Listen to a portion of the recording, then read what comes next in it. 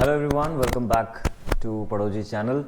So my name is Sagiv and I am going to start a new chapter for you and that is control and coordination. प्यारे बच्चों, तो हम लोगों ने life processes chapter NCERT line by line complete किया है and I believe आप लोगों ने वो वीडियो देखा है. Thanks for the love and support जो कि आप लोगों ने प्रोवाइड किया हमारे पूरे लाइफ प्रोसेसेस वाले चैप्टर के जर्नी पे. Now, right now we have control and coordination. Students, I know that your exam is only 45 days or 50 days left and you are here to see and searching for NCERT line by line a proper explanation. So, यहाँ पर आज हम लोग explain करेंगे control and coordination को proper तरीके से. So, चलो start करते हैं. I believe कि आप सारे लोग practice कर रहे होगे, कोई problems नहीं आ रही होगी.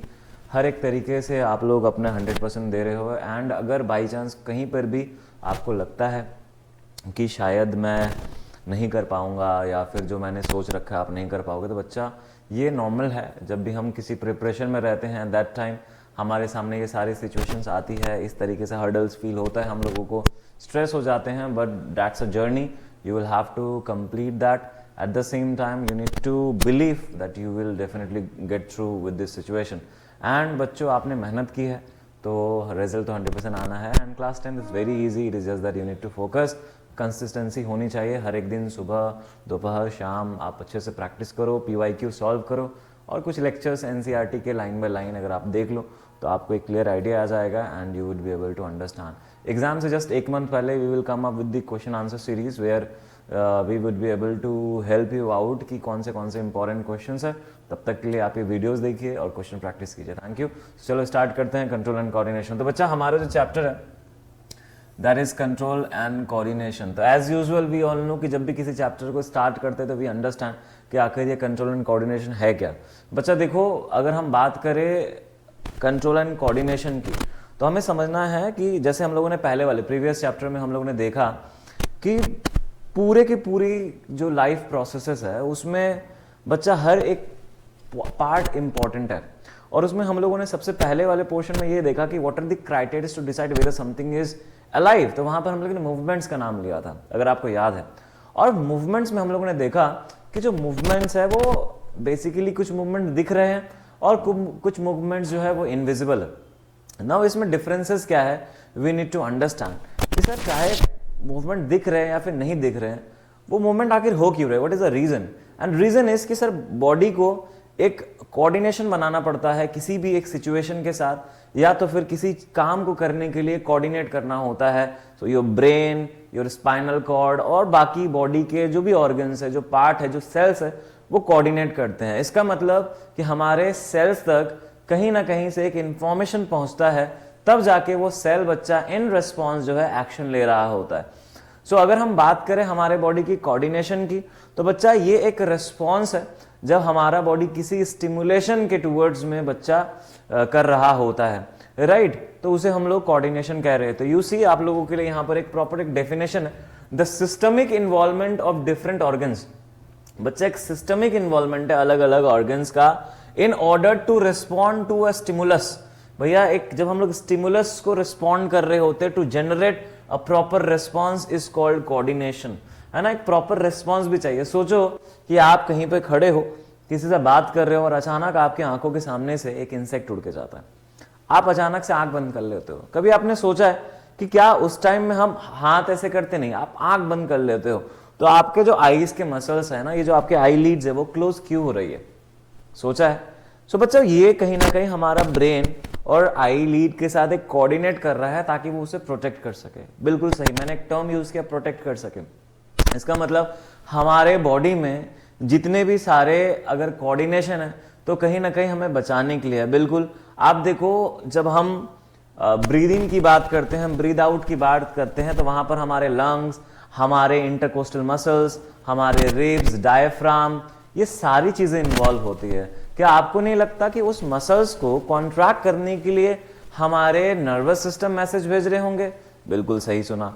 एट द सेम टाइम जब हमें बहुत सारी कुछ ऐसे काम करनी होती है तो वहां पर बच्चा हो सकता है कि नर्वस सिस्टम प्रॉपर तरीके से काम ना कर पाए, तो हमारा बॉडी केमिकल प्रोसेसेस भी करता है, तो केमिकल कंट्रोल एंड कोऑर्डिनेशन कर रहा होता है, राइट. सो हमारे बॉडी में या प्लांट्स के बॉडी में बच्चा कंट्रोल एंड कोऑर्डिनेशन होता है ताकि वो किसी भी एक स्टिमुलेशन का एक रिस्पॉन्ड कर सके बॉडी अपने आप को चलाने के लिए या तो किसी चीजों से बचाने के लिए, right. So control and coordination बहुत इंपॉर्टेंट चैप्टर है। चलो स्टार्ट करते हैं। तो बच्चा प्लांट्स और एनिमल्स दोनों में कंट्रोल एंड कोऑर्डिनेशन होता है, और control and coordination nervous system के थ्रू भी होता है और हॉर्मोन्स के थ्रू भी होता है, right. So let us understand NCERT line by line. So in the previous chapter we looked at life processes, right, involved in the maintenance functions in living organisms. तो बच्चा प्रीवियस चैप्टर्स में हमने क्या देखा कि लाइफ प्रोसेस चैप्टर में वहां पर देखा कि हम लोगों ने किस तरीके से जिंदगी के जो प्रोसेसेस है जिसके वजह से हम लोग जिंदा रहते हैं उसको मेंटेन कैसे करना है वो हम लोग देख रहे होते हैं। Now there we had started with a notion, वहां पर हम लोगों ने बच्चा एक डिटेल एक्सप्लेनेशन देखा that if we see something moving it is alive, some of these movements are in fact the result of growth as in plants। और उस मूवमेंट में बच्चा हम लोगों ने देखा कि कुछ मूवमेंट जो है वो कहीं ना कहीं ग्रोथ पे डिपेंडेंट है। यस, तो मूवमेंट भी दो तरह के हैं, एक तो ग्रोथ डिपेंडेंट है और एक ग्रोथ इंडिपेंडेंट है। दो तरह के मूवमेंट्स है। देखो जैसे अगर मुझे कोई स्टिमुलेशन मिलता है, अगर मेरे हाथ जल जाते हैं, कुछ होते हैं, तो मैं अपने हाथ को तुरंत विड्रॉ करता हूं फ्रॉम दैट पर्टिकुलर पार्ट जो जहां पे मेरा हाथ जला है। तो बच्चा ये जो है यहाँ पे ग्रोथ नहीं शो हो रहा है, लेकिन जैसे ही सनलाइट आती है वो प्लांट्स पे पड़ती है और जो बॉडी का प्लांट्स के बॉडी का जो ग्रोथ होता है वो ग्रोथ मूवमेंट है। तो कहीं ना कहीं मूवमेंट को हम दोनों तरीके से देख सकते हैं। प्लांट्स में ग्रोथ की वजह से मूवमेंट है। A seed germinate and grows.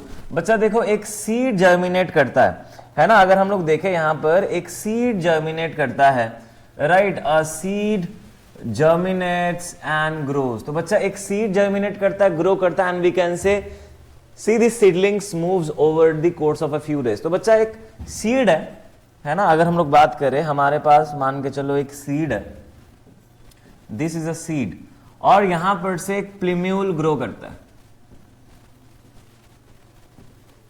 और फिर नीचे एक रेडिकल ग्रो करता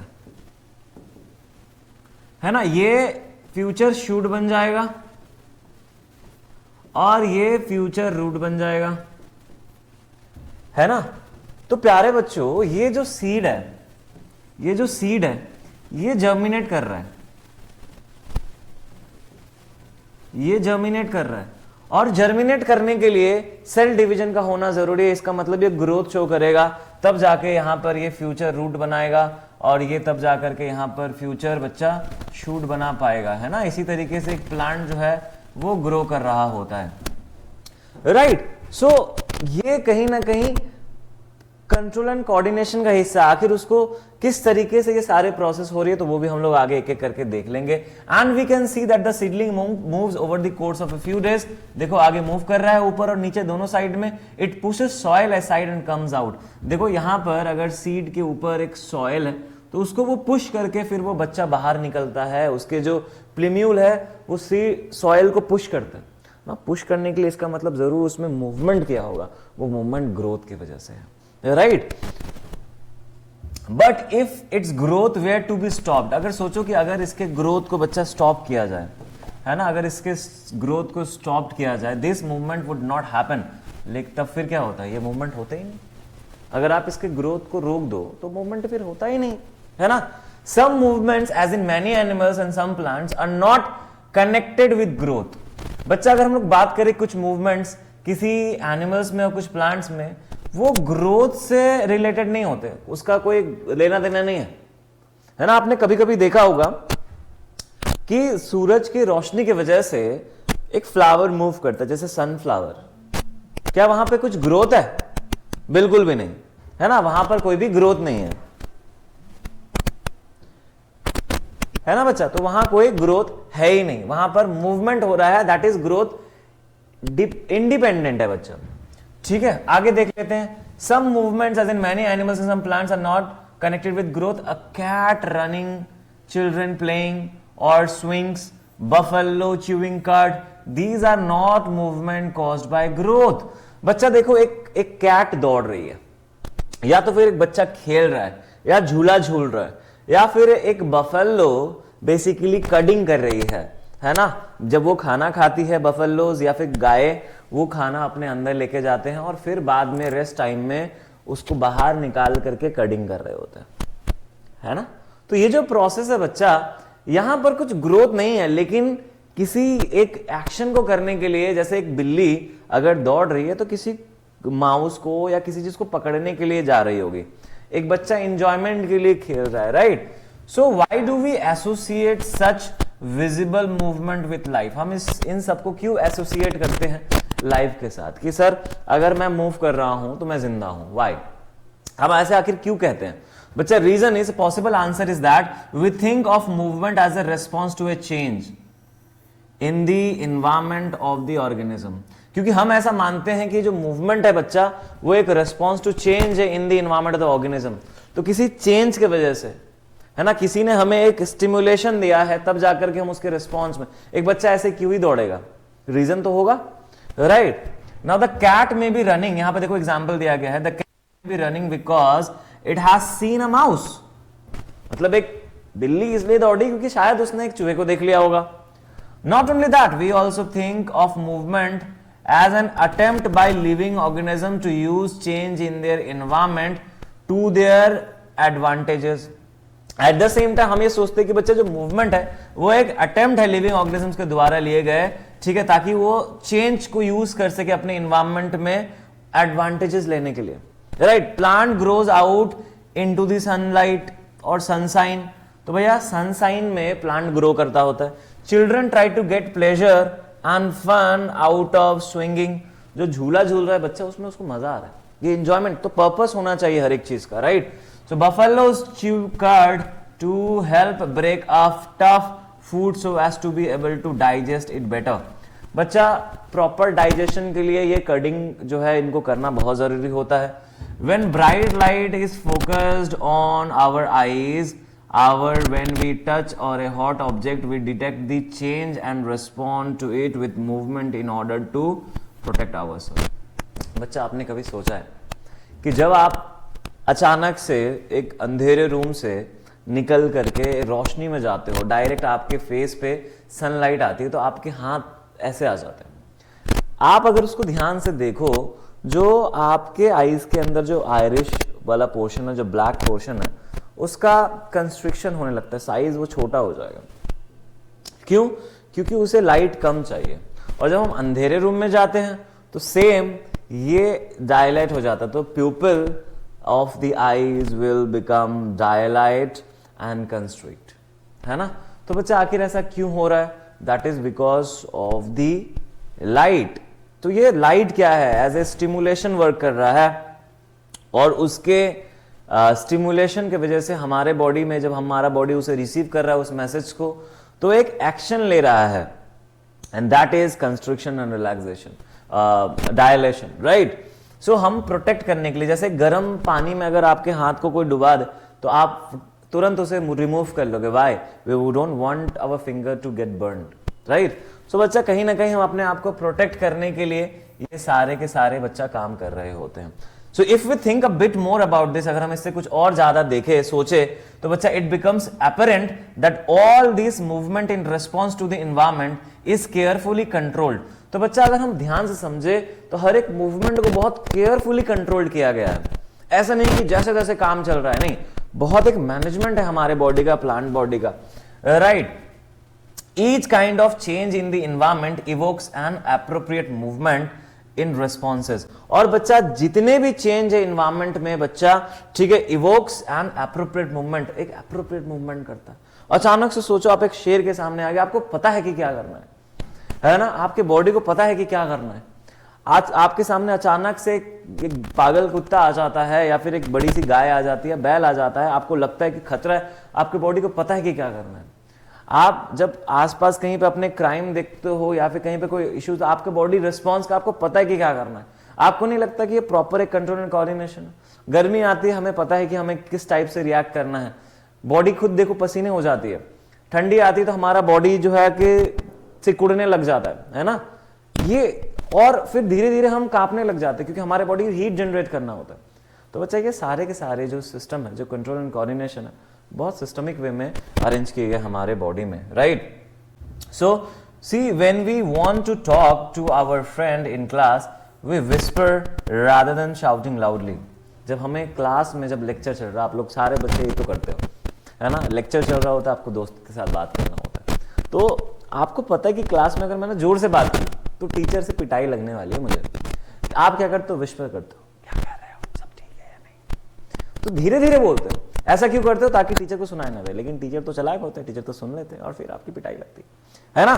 सो बच्चों ये इंपॉर्टेंट हो, clearly the movement to be made depends on the event that is triggering it.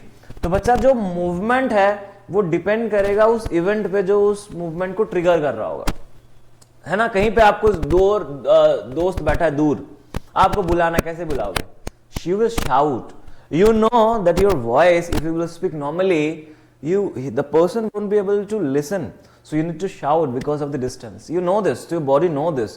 तो ये जो आसपास में जो सिचुएशन है वो हमें ट्रिगर करते हैं हमारे बॉडी को कि हम कैसे रिएक्ट करेंगे, रेस्पॉन्स करेंगे। therefore such control movement must be connected to the recognition of various events in the environment followed by only the correct movement in response। In other words, living organisms must use systems providing control and coordination। तो बच्चा देखो, अगर हम लोग बात करें कि जो हमारा बॉडी है वो एक सिस्टमिक प्रोसेस यूज करता है इन सारे इवेंट्स पे रिएक्ट करने के लिए, right. In keeping with the general principles of body organisation in multicellular organisms, specialized tissues are used to provide these control and coordination activities। तो भैया हमारे बॉडी में एक स्पेशलाइज्ड टिश्यूज और सेल्स प्रेजेंट है जो कि इन सारे इवेंट्स को एक्चुअली में रिस्पॉन्ड करते हैं according to the situation, and that is बच्चा नर्वस सिस्टम। ठीक है, तो नर्वस सिस्टम को समझने के लिए पहले हम लोग एक और चीजों को समझते हैं, and then we will move according to that, right. देखो सबसे पहले हम लोग बात करते हैं कि अगर हम बात करें कंट्रोल एंड कोऑर्डिनेशन की,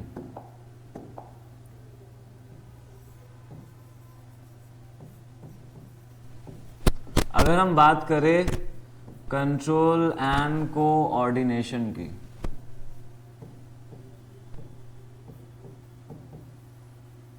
है ना, अगर हम बात करें कंट्रोल एंड कोऑर्डिनेशन की, तो बच्चा एक हमारे पास है नर्वस कंट्रोल एंड कोऑर्डिनेशन, ठीक है, और दूसरा हमारे पास है बच्चा chemical control and coordination.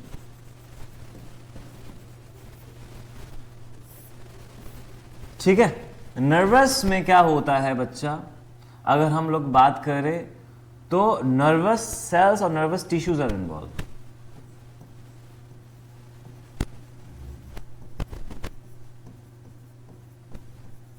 Nervous tissue जिसे हम लोग कह सकते हैं न्यूरॉन्स, न्यूरॉन्स आर इन्वॉल्व्ड। तो बच्चा न्यूरॉन्स इन्वॉल्व होते हैं, ठीक है ना, और यहां पर इंपल्सेस, इलेक्ट्रिकल इंपल्सेस यूज होते हैं।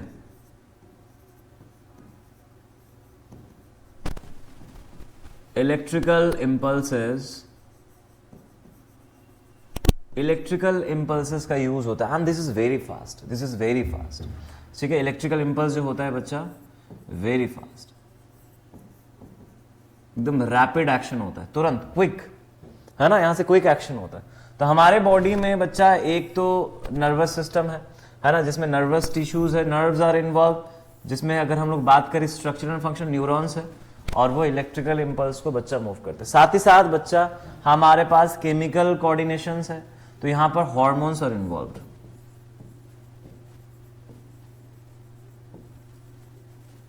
है ना, यहां पर बच्चा हार्मोन्स आर इन्वॉल्व, और यहां पर we will say endocrine glands,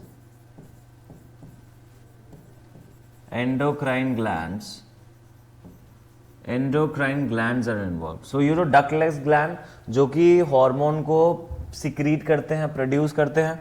सो बच्चा हम लोग देख सकते हैं कि भैया यहाँ पे हार्मोन्स इन्वॉल्व है, और हार्मोन को रिलीज करने के लिए बच्चा endocrine glands are involve, and this is slow, ये थोड़ा सा स्लो है ना, ये थोड़ा स्लो होता है ना। तो हमारे बॉडी में देखो न्यूरो एंडोक्राइन सिस्टम काम कर रहा है, है ना। तो हमारे बॉडी में दोनों ही काम कर रहा होता है। अगर हम प्लांट्स की बात करें, प्लांट्स की बात करें तो प्लांट्स बॉडी के अंदर बच्चा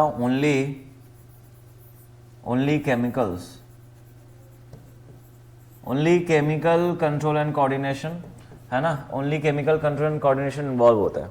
तो ये हम लोगों को समझना है, ठीक है। तो चलो आगे बढ़ जाते हैं, आगे बढ़ जाते हैं। सो यू सी, अगर हम बात करें, if we will talk about this animals, तो एनिमल्स में बच्चा नर्वस सिस्टम होता है। So in animals such control and coordination are provided by nervous and muscular tissue. तो हमारे पास जो मसल्स है और जो नर्वस टिश्यूज है दोनों मिलके काम करते हैं। न्यूरोमस्कुलर जंक्शन हम लोग आगे देखने वाले हैं, which we have studied in class 9, जो कि हम लोगों ने 9th में पढ़ रखा है, ठीक है। बच्चा सोचो कि टचिंग एन हॉट ऑब्जेक्ट, है ना, अचानक से आप एक हॉट ऑब्जेक्ट को टच करते हो, is an urgent and dangerous situation for अस।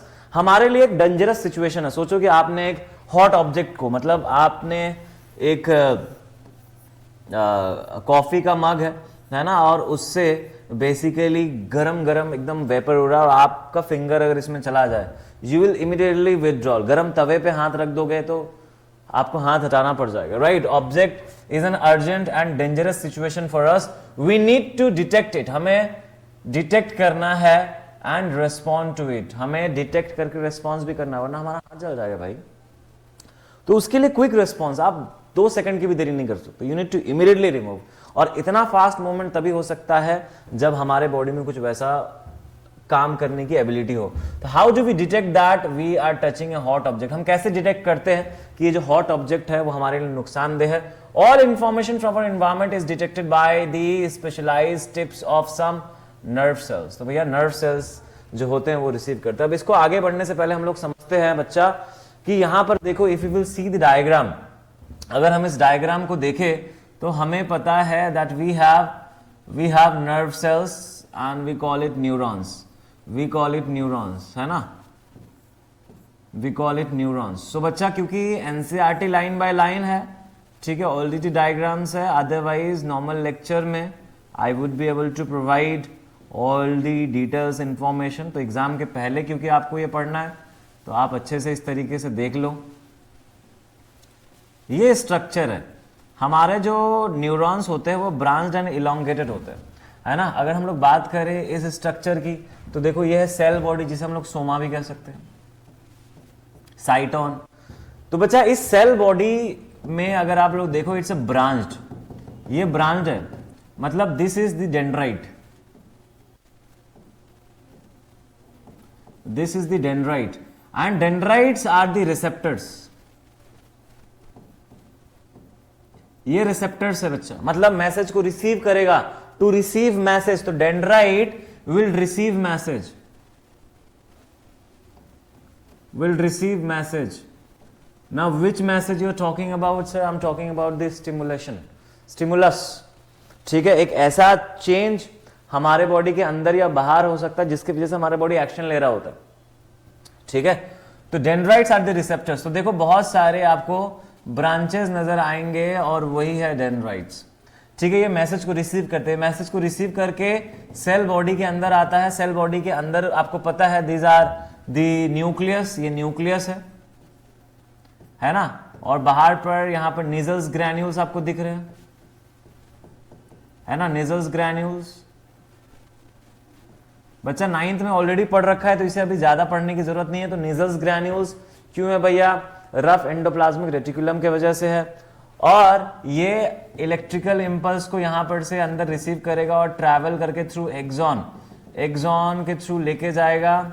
और बच्चा हमारे न्यूरॉन के जो एंडिंग है दैट इज एक्सॉन एंडिंग्स, वहां पहुंचाएगा और फिर साइनेप्स के थ्रू वो दूसरे न्यूरॉन्स तक भी बच्चा पहुंचा सकता है। तुम बोलोगे सर साइनेप्स क्या है, ये सारी टर्मिनोलॉजीज क्या है? So I will tell you everything, do not worry about that, ठीक है। पहले ये समझो कि बच्चा ये हमारे न्यूरॉन्स है, ठीक है, जिसका ऊपर वाला portion this is cell body and नीचे जो पोर्शन देख रहे हो this is axon. Axon elongated है, एक्सॉन इज इलोंगेटेड। बच्चा एक्सॉन क्या है? इलोंगेटेड। एक्सॉन क्या है? इलोंगेटेड, मतलब इट्स अ ब्रॉड। क्या बोला मैंने? एक्सॉन इलोंगेटेड है। And the body, the cell body is branched, this is branched, right. So बच्चा इसके स्ट्रक्चर अगर देखो यहां पर ऊपर जो आप एक स्ट्रक्चर देख रहे हो, एक फैटी लेयर है, कवरिंग है, that is myelin sheath. This is myelin sheath. बच्चा this myelin sheath will protect the axon part, right. It is a we can say insulator जैसा प्रोवाइड कर रहा होता है, साथ ही साथ बच्चा ये इसको प्रोटेक्ट भी कर रहा होता है. ठीक है, इसमें हम लोग देखेंगे बच्चा स्वान सेल्स भी इसमें प्रेजेंट होते हैं, जो कि रिपेयरिंग वगैरह में थोड़ा बहुत काम आता है. ठीक है, स्वान जी का नाम आप लोगों ने सुना होगा सेल वाले चैप्टर में क्लास 9 में. यस, वहीं से आ रहा है. और बच्चा दो माइलिन शीथ के बीच में जो गैप आपको नजर आ रहा है, that is node of Ranvier.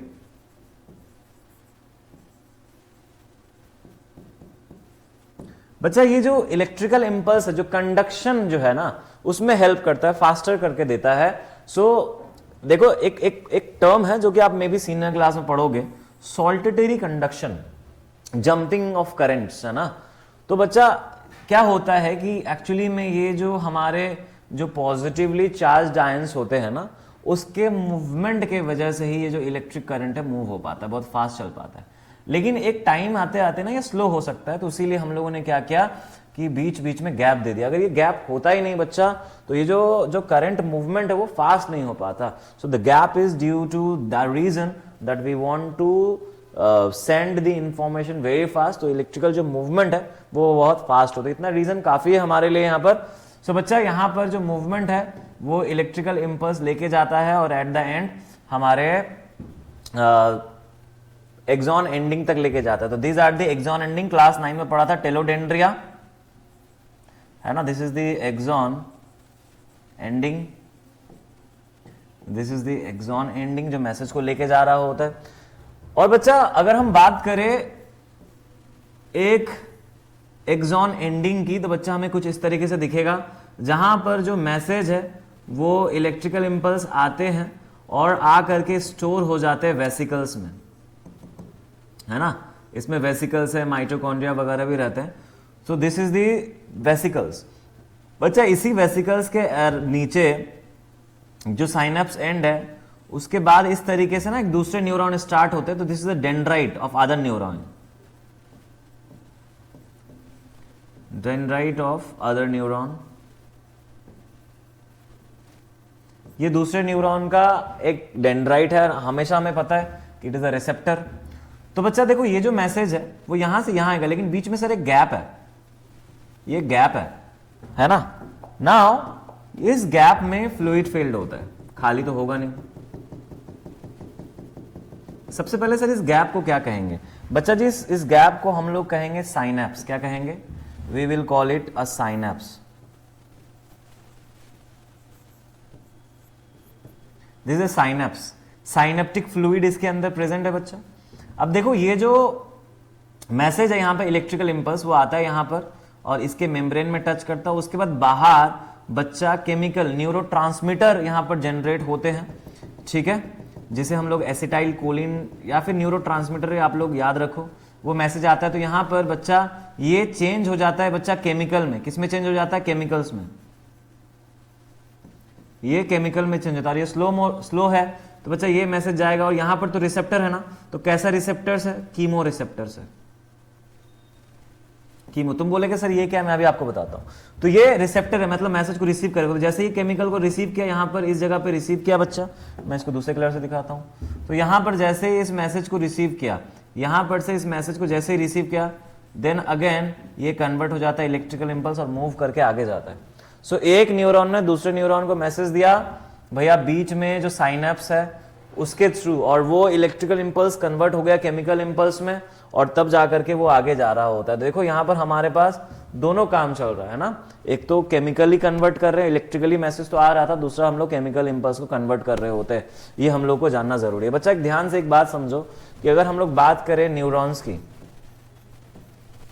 अगर हम लोग बात करें न्यूरॉन्स की, तो न्यूरॉन्स हमारे पास हम लोग देखें 3 टाइप के न्यूरॉन्स यहां हमें देखने होंगे. एक होगा सेंसरी न्यूरॉन. सेंसरी बच्चा इट रिसीव्स मैसेज, है ना, रिसीव करने के लिए होता है. दूसरा है बच्चा रिले न्यूरॉन. बच्चा रिले न्यूरॉन करेगा डिसाइड कि एक्शन क्या लेना है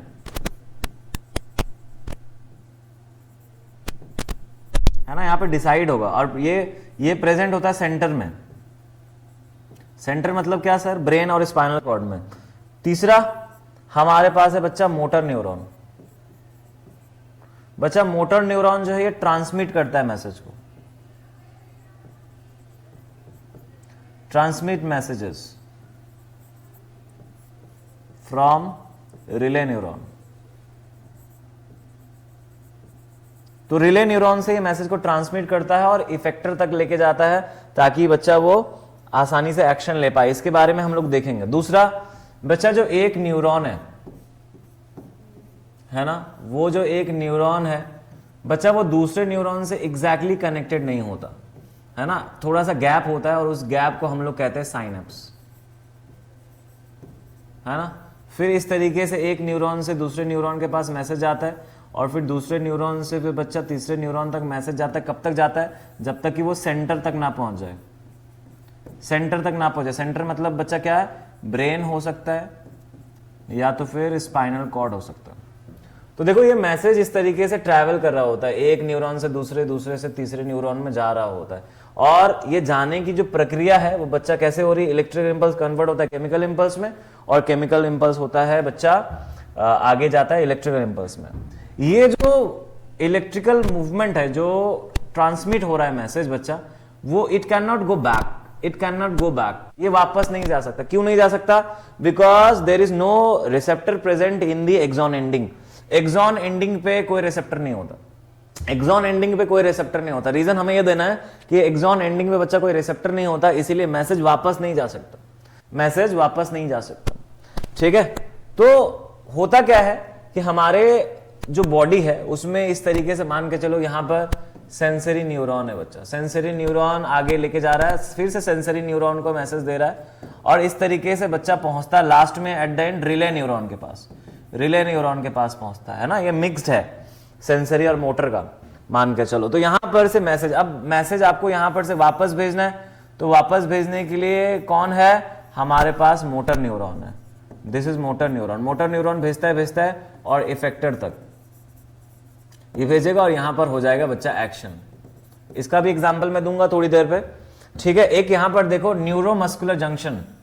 तो बच्चा हमारे जो मसल का कॉन्ट्रैक्शन और रिलैक्सेशन है, क्लास 9 में पढ़ा था, एक्टिन मायोसिन, याद है ना, कॉन्ट्रैक्ट करना, रिलैक्स करना। वो जो कॉन्ट्रैक्शन और रिलैक्सेशन है that is done because of the neuron. तो हमारे जो न्यूरॉन जो है वो उस मैसेज मसल फाइबर के साथ उनका अटैचमेंट होता है और वो उस तरीके से मैसेज सेंड करते हैं, तब जाके हमारे मसल के पास मैसेज आता है और वो कॉन्ट्रैक्ट करता है। तो ये एक डायग्राम बहुत इंपॉर्टेंट है, this is VVI, we can say very very important. तो ये न्यूरोमस्कुलर जंक्शन, तो it's a junction between the nerve and the muscles, muscle cells और नर्व का जो जहां पर वो पहुंच रहे हैं, मैसेज दे रहे हैं, that is the neuromuscular junction. और ये मसल फाइबर्स में प्रेजेंट हमको नजर आता है।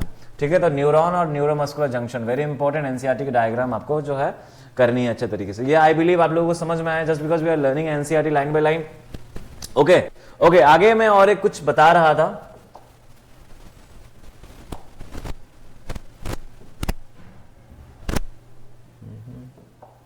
बच्चा देखो, जैसे अगर हम लोग बात करें रिसेप्टर्स की,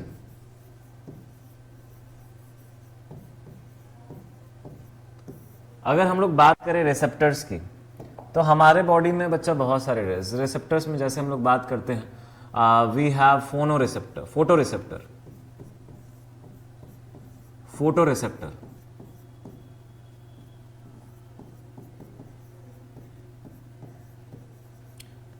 बच्चा photo receptor is to receive information from light, और इसमें जो ऑर्गन्स इन्वॉल्व है दैट इज आईज, है ना। ठीक है, तो लाइट इसके लिए स्टिमुलेशन है, स्टिमुलाई लाइट है इसका। ठीक है, ऑर्गन्स आईज है, और मतलब यहां पर सेंसरी न्यूरॉन्स प्रेजेंट होंगे, सेंसरी न्यूरॉन्स प्रेजेंट होंगे आईज में, और यहां पर से एक्शन होगा बच्चा। दूसरा अगर हम लोग बात करें बच्चा, तो फोनो रिसेप्टर, फोनोरिसेप्टर,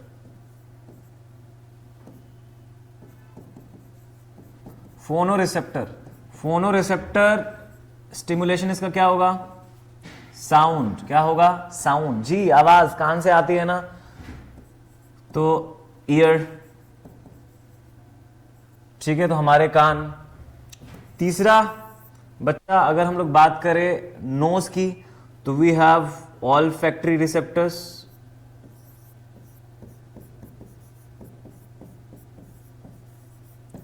ऑल्फैक्टरी रिसेप्टर्स।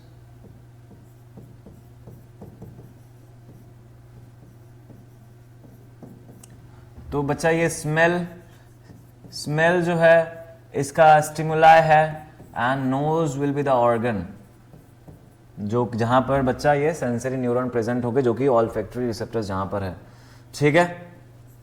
चौथा, टंग की बात करें तो गस्टेटरी रिसेप्टर,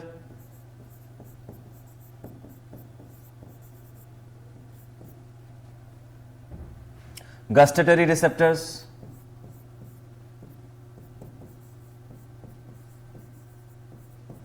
टंग,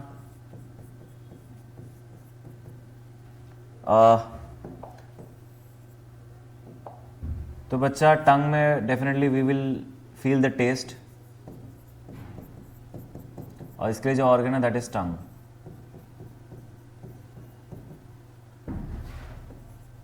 और बात कर लेते हैं बच्चा, so we have thigmo receptor, thigmo, ठीक है, and then we have thermo receptor, ठीक है। Thigmo is for touch, thermo temperature, ठीक है। तो ये अगर हम लोग देखें तो बच्चा स्किन,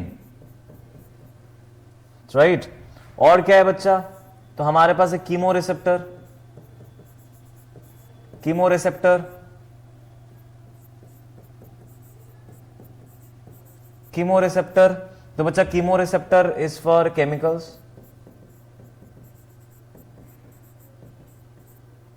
तो देखो ये सारे रिसेप्टर्स है ना। सोचो तुम्हारे बॉडी में रिसेप्टर्स ही नहीं है। कभी कभी होता है ना कि जब हम कोल्ड हो जाता है, हमें हमारे जो स्मेल है वो चला जाता है। आपने देखा है कभी स्मेल अगर गया तो आप टेस्ट भी नहीं कर पाओगे। कभी ट्राई करना, नाक बंद कर लो और फिर शुगर लो, आप देखना टेस्ट आपको शुगर का पूरा ब्लैंड लगेगा, है ना। तो ये इसका मतलब हमारे जो ऑल्फैक्टरी रिसेप्टर्स और जो माउथ वाले जो रिसेप्टर्स है, gustatory receptor, they work together, है ना। आप किसी को देखते हो, अगर आप जैसे मैं पढ़ा रहा हूँ अभी और आप मुझे बाहर कहीं मिले तो definitely I believe you would be able to understand क्या है सागिब सर, है ना, क्योंकि आपके आईज के साथ वो मैसेजेस है। कभी कुछ खतरा देखते हो तो आईज से आपको पता चल जाता है कैसे करना। इवन तुम देख नहीं रहे हो, कान से सुन भी लेते हो तो तुम्हें पता चल जाता है कि हाँ नहीं ये तो भैया डेंजर है, हमें बचना है इन सब चीज़ों से, है ना। सो ये सारे रिसेप्टर्स है बच्चा हमारे बॉडी में। और जो स्टिमुलेशन है, ये देखो light, sound, smell, taste, skin, chemicals, तो हमारे बॉडी में कुछ ना कुछ ये जो स्टिमुलेशन है वो चेंज करते हैं। और ये जो बच्चा ऑर्गन्स है, दीज आर दी ऑर्गन्स जो कि हमें बच्चा हेल्प करते हैं हमें बचाने के लिए। देखो सर ये तो 5 सेंस ऑर्गन्स हो गए, बिल्कुल बिल्कुल सही, है ना। अच्छा, हमारे बॉडी में सबसे बड़ा ऑर्गन क्या है? Skin, largest organ, right. चलो आगे बात कर लेते हैं। So now we would be able to understand what exactly we are talking about, the NCERT is talking about. So all information from the environment is detected by the specialized tips of some nerve cells, and we know now dendrite. Now these receptors are usually located in our sense organs such as the inner eye, the nose, the tongue and so on. तो ये सारे के सारे जो है receptors present होते हैं. So gustatory receptors will detect taste while olfactory receptor will detect smell, जो कि मैंने आप लोगों को बता दिया. This information acquired at the end of the dendritic tip of the nerve cell set off a chemical reaction that creates an electrical impulse. आपको मैंने बता दिया. This impulse travels from the dendrite to the cell body and then along the axon to the end. At the end of the axon, the electrical impulse set off the release of some chemicals. This chemical is neurotransmitter.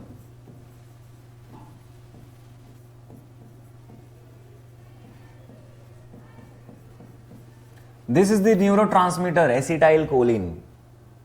ठीक है, तो बच्चा neurotransmitter आपको बस याद रखना है, these chemicals cross the gap, जिसे हम लोग साइनेप्स कह रहे हैं, जिसे हम लोगों ने साइनेप्स बोला, दिस इज द साइनेप्स, है ना, and start a similar electrical impulse in a dendrite of the next neuron, दूसरे न्यूरॉन से फिर से इलेक्ट्रिकल इंपल्स चालू कर दिया, ठीक है। This is a general scheme of how nervous impulse travel in the body. ये एक जनरल स्कीम है बच्चा, किस तरीके से एक नर्वस इंपल्स चलता है हमारे बॉडी में। A similar synapse finally allows delivery of such impulses from neurons to other cells such as muscle cells और ग्लैंड।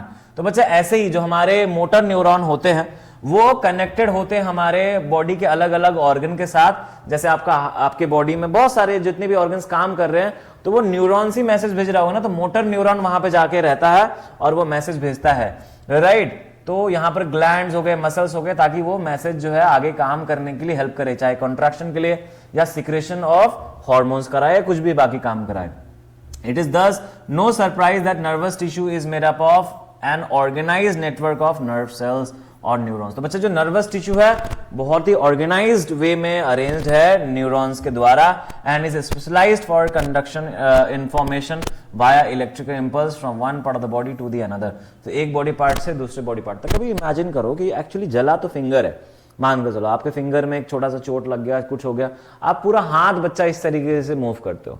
कभी सोचा और हाथ को मूव करने के लिए क्लास 9 में पढ़ा था, जो स्ट्रिएटेड मसल्स होते हैं हमारे पास, जो वॉलंटरी मसल्स होते हैं हमारे पास, जो स्केलेटन मसल्स होते हैं हमारे पास, वो जैसे हमारे मसल्स प्रेजेंट है हमारे आर्म्स में, तो उनका कॉन्ट्रैक्शन हो रहा है। जला कहां था? उंगली। मूव कहां कर रहे हैं? आर्म्स। तो इसका मतलब हमारे आर्म्स तक वो मोटर न्यूरॉन जो है यहाँ के मसल को मैसेज भेज रहा है कि भैया तू कॉन्ट्रैक्ट कर ले, एंड फिर ये कॉन्ट्रैक्ट कर लेता है, उसके बाद बाकी सारे काम चल रहे होते हैं, है ना। चलो, now you see, look at figure 6.1 ये वाला, and identify the parts of the neuron where information is acquired, ठीक है, through which information travel as an electrical impulse and where this impulse must be converted into a chemical signal onwards transmits। तो आपको पता है कि हमारा जो message है वो डेंड्राइट से आता है बच्चा, और एट द एंड साइनेप जो एक्सॉन एंडिंग है वहां पर जाके स्टोर होता है। This is the axon ending, है ना। इस एक्सॉन एंडिंग में अंदर जाके वेसिकल्स में पैक हो जाता है, और वहां से गैप के थ्रू जो साइनप्स उसके थ्रू दूसरे न्यूरॉन में आता है। तो वी ऑल नो। यहां पर देखो बता रहा है, put some sugar in your mouth, how does it taste? मीठा ही लगेगा भाई, खट्टा थोड़ी ना लगेगा। Okay, block your nose by pressing it between your thumb. अब तुमको क्या करना है कि इंडेक्स फिंगर और थंब का यूज करके नाक बंद कर लो, अब चीनी खाओ। अब आपको देखो टेस्ट भैया बिल्कुल ही अलग लगेगा, right? Is there any difference in how sugar and food taste in your nose when nose is blocked? Yes sir, taste अलग लगा। अभी कर लो, अभी कर लो, चलो 2 मिनट टाइम दे रहा, कर लो। मजाक कर रहा था, बाद में कर लेना। So why might this be happening? ठीक है, read and talk about the, so I have already discussed it with you कि भैया आपको ट्राई कर लो घर पे, आपको दिखेगा। तो नाक इज इंपॉर्टेंट। सो द, जैसे हम लोग बात करें हमारे टंग में टेस्ट बर्ड्स है, तो बच्चा कहीं ना कहीं वो आपके ऑल्फैक्टरी के साथ ही काम कर रहा होता है, वरना नहीं, ठीक है। तो हमें ये भी देखना है। ओके, चलो आगे बात कर लेते हैं। Let's move. आई बिलीव आपको ये समझ में आया है। चलो आगे बात करते हैं। So what happened in reflex action? चलो अब आगे बात करते हैं, वेरी वेरी इंपॉर्टेंट टॉपिक। सबसे पहले कि रिफ्लेक्स एक्शन है क्या बच्चा? रिफ्लेक्स एक्शन एक सडन क्विक इनवॉलेंटरी एक्शन है in response to some stimuli to protect ourself from any emergency situation. मतलब हमारा बॉडी एक इमरजेंसी सिचुएशन में प्रोटेक्ट करता है अपने आप को, वहां पर जो एक्शन लिए जाते हैं दैट इज रिफ्लेक्स एक्शन।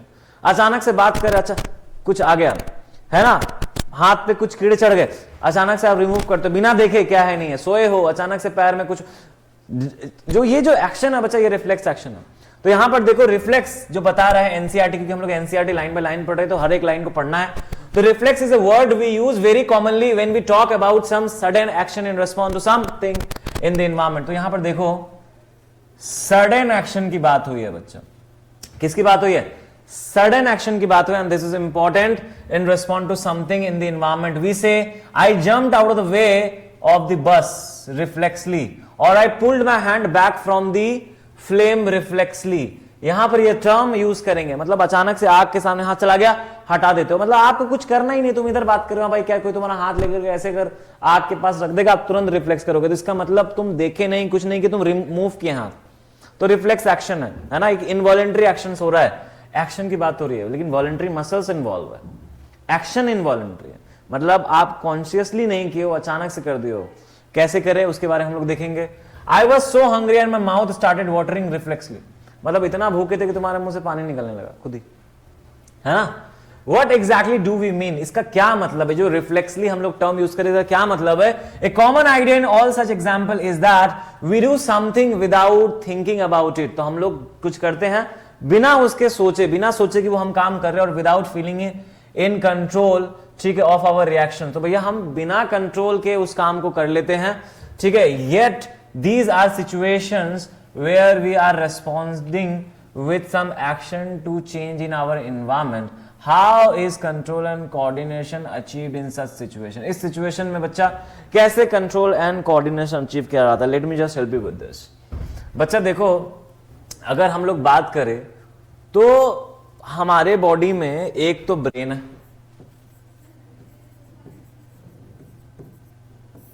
ठीक है, एंड दूसरा वी हैव स्पाइनल कॉर्ड,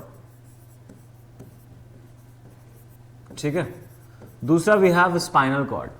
बच्चा ब्रेन और स्पाइनल कॉर्ड दोनों ही सेंटर है,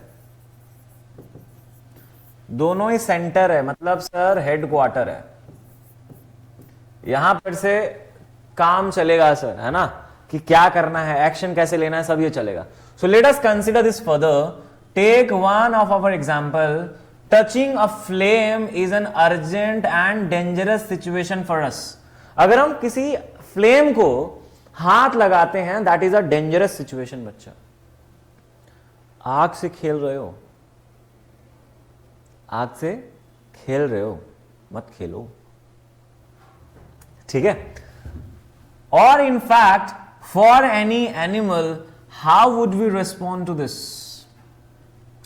तो बच्चा ये हमारे लिए, किसी एनिमल्स के लिए ना एक डेंजरस सिचुएशन है, कैसे हम रिएक्ट करेंगे? सर हाथ विड्रॉल कर लेंगे, भाग जाएंगे, हट जाएंगे, मरेंगे थोड़ी ना, जलेंगे थोड़ी ना। लेकिन कैसे हो रहा है ये? बच्चा सेंटर की वजह से। कभी कभी जब हम किसी चीज को नहीं भी देख रहे हैं और फिर भी हमारे बॉडी को ऐसा सेंस हुआ कि भैया डेंजर है, तो हमारा स्पाइनल कॉर्ड एक्शन ले लेता है जी। तो हमारे स्पाइनल कॉर्ड में भी सेंटर है, और ब्रेन तो डेफिनेटली अल्टीमेट हेडक्वार्टर है, इसके बिना तो कुछ काम ही नहीं है। Brain dead is the ultimate dead, तो आपको पता होना चाहिए। तो one seemingly simple way is to think consciously about the pain and the possibility of getting burnt. बच्चा एक सिंपल तरीका है, ऐसा सोच सकते हैं कि भैया कॉन्शियसली आप सोचो कि दर्द के बारे में और आपको जलन हो जाएगी, इस वजह से आप हाथ हटाते हैं, and therefore move out of a hand. मतलब आपको पता है कि अब आग के पास नहीं जा सकते, जल जाओगे, है ना, दिक्कत होगी आपको। An important question then is how long will it take us to think all this? लेकिन हम लोग को ये सोचने में कितना टाइम लगता है ना, ये भी हमको देखना है। The answer depends on how we think. Depend करता है कि हम कैसे सोचते हैं। If nerve impulses are sent around the way we have talked about earlier, then thinking is also likely to involve in the creation of such impulses. बच्चा अगर सोचो कि तुमने पहले ही सोच के और बाकी किया, तो तुम्हारा वहां पर भी जो कंट्रोल एंड कोऑर्डिनेशन होगा वो सेम तरीके से होगा, लेकिन क्योंकि आपने वो मैसेज अपने दिमाग में सेट कर लिया है। Thinking is a complex activity, so it is bound to involve a complicated interaction of many nerve impulses from many neurons. बच्चा जब आप सोचते हो ना, ये कॉम्प्लेक्स प्रोसेस है ना, तो वहां पर मतलब अगर हम लोग बात करें हमारे बॉडी के रिफ्लेक्सेस की, अगर हम लोग बात करें हमारी बॉडी के रिफ्लेक्सेस की और मूवमेंट की, तो एक तो हमें पता है कि हमारे पास जो है रिफ्लेक्स मूवमेंट तो है। अगर हम लोग बात करें बच्चा मूवमेंट्स की, किसकी बात कर लेते हैं? Let's talk about movement.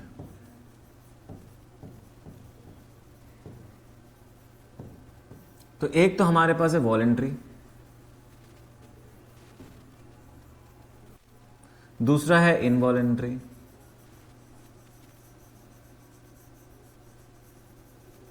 तीसरा है बच्चा रिफ्लेक्स।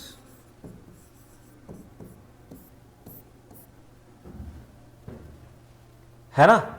तो वॉलेंट्री में तो हम जानबूझ के सोच विचार करके करते हैं, जैसे चल रहे हैं, बात कर रहे हैं, कुछ भी कर रहे हैं। इनवॉलेंट्री में भैया हमारा कोई कंट्रोल नहीं है, हमारा हार्ट बीट कर रहा है, बाकी जो अंदर प्रोसेसेस चल रहे हैं उसमें हमारा कोई एक्शन नहीं है, वो इनवॉलेंट्री है। अंदर जो पेरिस्टाल्टिक मूवमेंट चल रहा है, स्टमक का कॉन्ट्रैक्शन रिलैक्सेशन हो रहा है, उसमें हमारा कोई कंट्रोल नहीं है। एंड रिफ्लेक्स बच्चा ये भी एक सडन मूवमेंट है जहां पे वॉलेंट्री मसल्स तो इन्वॉल्व हो सकते हैं, लेकिन जो एक्शन है वो अलग हो सकता है ना। चलो, तो if this is the case, it is no surprise that the thinking tissue in our body consists of dense networks of intricately arranged neurons। तो इसका मतलब कि अगर ऐसा है कि हमें सोच करके बहुत कॉम्प्लेक्सिटी और बहुत ये लग रहा है, तो बच्चा हमारे पास वहां पर जो dense network of intricately arrange neurons are present, मतलब those who will take proper action. It sits in the forward end of the skull, और हमारे जो स्कल है ना, स्कल के जो फॉरवर्ड एंडिंग है ऊपर वाले, उसी पे होगा मे बी, ठीक है। And receive signals from all over the body which is thinking about before responding to them, है ना। तो वो पूरे बॉडी से मैसेज को रिसीव कर रहा है और फिर वहां से सोच रहा है और फिर जाकर के क्या करना है वो हमें देखना होता है। Obviously in order to receive this signals, this thinking part of the brain in the skull must be connected to nerves coming from various part of the body, है ना। तो बच्चा ये क्या आ रहा है, ये जो थिंकिंग पार्ट है वो कहां से आ रहा है, हमारे बॉडी के अलग अलग पार्ट से आ रहा होगा इंफॉर्मेशन, हाथ से, पैर से, हर एक जगह से इंफॉर्मेशन आ रहा है, वो ब्रेन में जाकर के कलेक्ट कर रहा है, ठीक है। Similarly if this happens to the brain, it's is to instruct muscles to move, nerves must carry this signal back to different part of the body. If all of this is to be done when we touch a hot object, it may take enough time for us to get burnt. अब देखो यहां पे क्या समझाने की कोशिश कर रहा है। यहां पे एक सिचुएशन लिया गया कि अगर, ध्यान समझो, अगर हमारे बॉडी में न्यूरॉन्स ही इंफॉर्मेशन ले रहे हैं और वो सिर्फ ब्रेन में अगर एक्शन जा रहा है, मतलब ब्रेन डिसाइड कर रहा है, सोचो कि आपके हाथ जल रहे, पैर जल रहे, वो एक कॉम्प्लेक्स प्रोसेस है, वहां पर से वो मैसेज जाएगा जाएगा जाएगा आपके ब्रेन में, और ब्रेन में इतने सारे कॉम्प्लेक्स न्यूरॉन्स है, वो सारे चीजों को, मैसेज को रिसीव करेगा, फिर डिसाइड करेगा और फिर जाएगा, फिर जाके आपको बचाएगा। तो उसमें हो सकता है कि टाइम लग जाए, और उतने टाइम में तो कल्याण हो जाएगा बच्चों, जल जाओगे, परेशान हो जाओगे, डैमेज हो जाएगा तुम्हारा बॉडी। तो ये नहीं करना है, हमें जल्दी कुछ क्विक एक्शन करना है। तो क्विक एक्शन करने के लिए जैसे हम लोग बात कर रहे हैं, रिफ्लेक्स एक्शन करना है, उसके लिए बच्चा हम लोगों को बस स्पाइनल कॉर्ड को ही हेल्प लेना है, यहां पर रिफ्लेक्स एक्शन कराना है, यहां पर से सारे के सारे न्यूरॉन्स को यहीं सेट कर देना कि भैया तू ले और जाके एक्शन करना। So how does the design of the body solve this problem, कैसे हमारे बॉडी का डिजाइन ऐसा problem, rather than having to think about the sensation of heat, if the nerves that detects heat were to be connected to the nerves that moves muscles in a simple way। सोचो कि सोचने के अलावा अगर ऐसा कुछ कर दे हमारा बॉडी कि जैसे ही कुछ सेंस करे और तुरंत हमारा जो न्यूरॉन्स है उसे डिटेक्ट कर ले और तुरंत एक्शन ले ले ताकि हम हाथ को विड्रॉल कर ले। The process of detecting the signal और the input and responding to it by an input action might be completed quickly, और बहुत जल्दी हो जाए। Such a connection is commonly called a reflex arc. इसी को हम लोग कहते हैं रिफ्लेक्स आर्क। सर यहां पर रिफ्लेक्स आर्क क्या है, रिफ्लेक्स आर्क क्या है बच्चा? Shortest route, shortest route taken by neurons to reach centre, मतलब सेंटर तक पहुंचने के लिए जो शॉर्टेस्ट रूट है बच्चा, उसी को हम कहते हैं रिफ्लेक्स आर्क। देखो दो टर्म है, तो रिफ्लेक्स एक्शन हमने बोला क्विक इनवॉलंटरी एक्शन, और reflex arc is the shortest route. Eyes में कुछ होगा तो बच्चा ब्रेन में मैसेज जाना चाहिए, ना कि स्पाइनल कॉर्ड में, क्योंकि वो आईज का इंफॉर्मेशन ब्रेन के लिए क्लोज है। लेकिन पैर में कुछ हुआ तो ब्रेन में जाएगा तो दिक्कत हो जाएगा, तो उसके लिए हम स्पाइनल कॉर्ड में काम करेंगे। तो हमारे बॉडी का जो रिफ्लेक्स एक्शन है बच्चा, वो स्पाइनल कॉर्ड से होता है, क्योंकि स्पाइनल कॉर्ड में रिले न्यूरॉन्स भरे पड़े होते हैं, ठीक है। Where should such reflex arc connected be made between the input nerves and the output nerve? The best place of course would be the point where they first meet each other, जहां पे पहले मिलेंगे।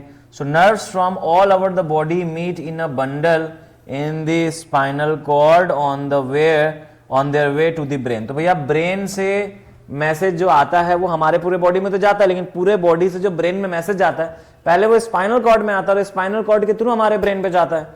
तो भैया अगर हमें spinal cord में आना तो वहीं से करना है। तो reflex arc are formed in this spinal cord itself although the information input also goes on reach of the brain. तो बच्चा देखो यहां पर बोल रहा है कि हमारे ब्रेन में, जैसे हम लोग बात करते हैं स्पाइनल रिफ्लेक्सेस की, स्पाइनल रिफ्लेक्सेस की बात करते हैं, स्पाइनल रिफ्लेक्स में हमारे जो स्पाइनल कॉर्ड है वही इन्वॉल्व है।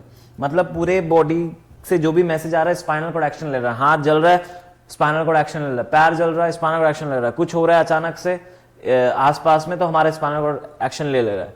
दूसरा, अगर लगा कि नहीं भैया ब्रेन को भी इन्वॉल्व होना है तो हम लोग जो है ब्रेन को इन्वॉल्व करेंगे and we call it cerebral reflexes. Cerebral reflex, यहां पर ब्रेन इन्वॉल्व है। तो जहां पर स्पाइनल कॉर्ड, इसको स्पाइनल रिफ्लेक्सेस, जहां पर ब्रेन इन्वॉल्व है उसे हम लोग सेरिब्रल रिफ्लेक्सेस कह रहे हैं। बच्चा दोनों ही जगह पे डेफिनेटली रिफ्लेक्स आर्क अपने अपने हिसाब से काम कर रहा है, लेकिन क्यों ना हम रिफ्लेक्स आर्क शॉर्टेस्ट रूट जो है हम लोग अपने स्पाइनल कॉर्ड में भी सेट कर दे और आसान तरीके से काम कर पाए। Of course reflex arc having evolved in animals because the thinking process of the brain is not fast enough. तो इतना ज्यादा फास्ट नहीं था, ठीक है, इसीलिए हमने रिफ्लेक्स आर्क को सेट कर लिया हमारे स्पाइनल कॉर्ड में, ठीक है। सो it is quite likely that reflex arc have evolved an efficient way of functioning in the absence of true, ठीक है, true processes, tough processes. However, even after complex neuron networks have come into existence, reflex arcs continue to be more efficient for quick response. तो बच्चा धीरे धीरे हम लोगों ने सीखा है। आपको पता है कि हमारे जो रिफ्लेक्सेस है वो भी अलग अलग टाइप के हैं। कैसे सर? एक होते कंडीशनड, एक होते अनकंडीशनड।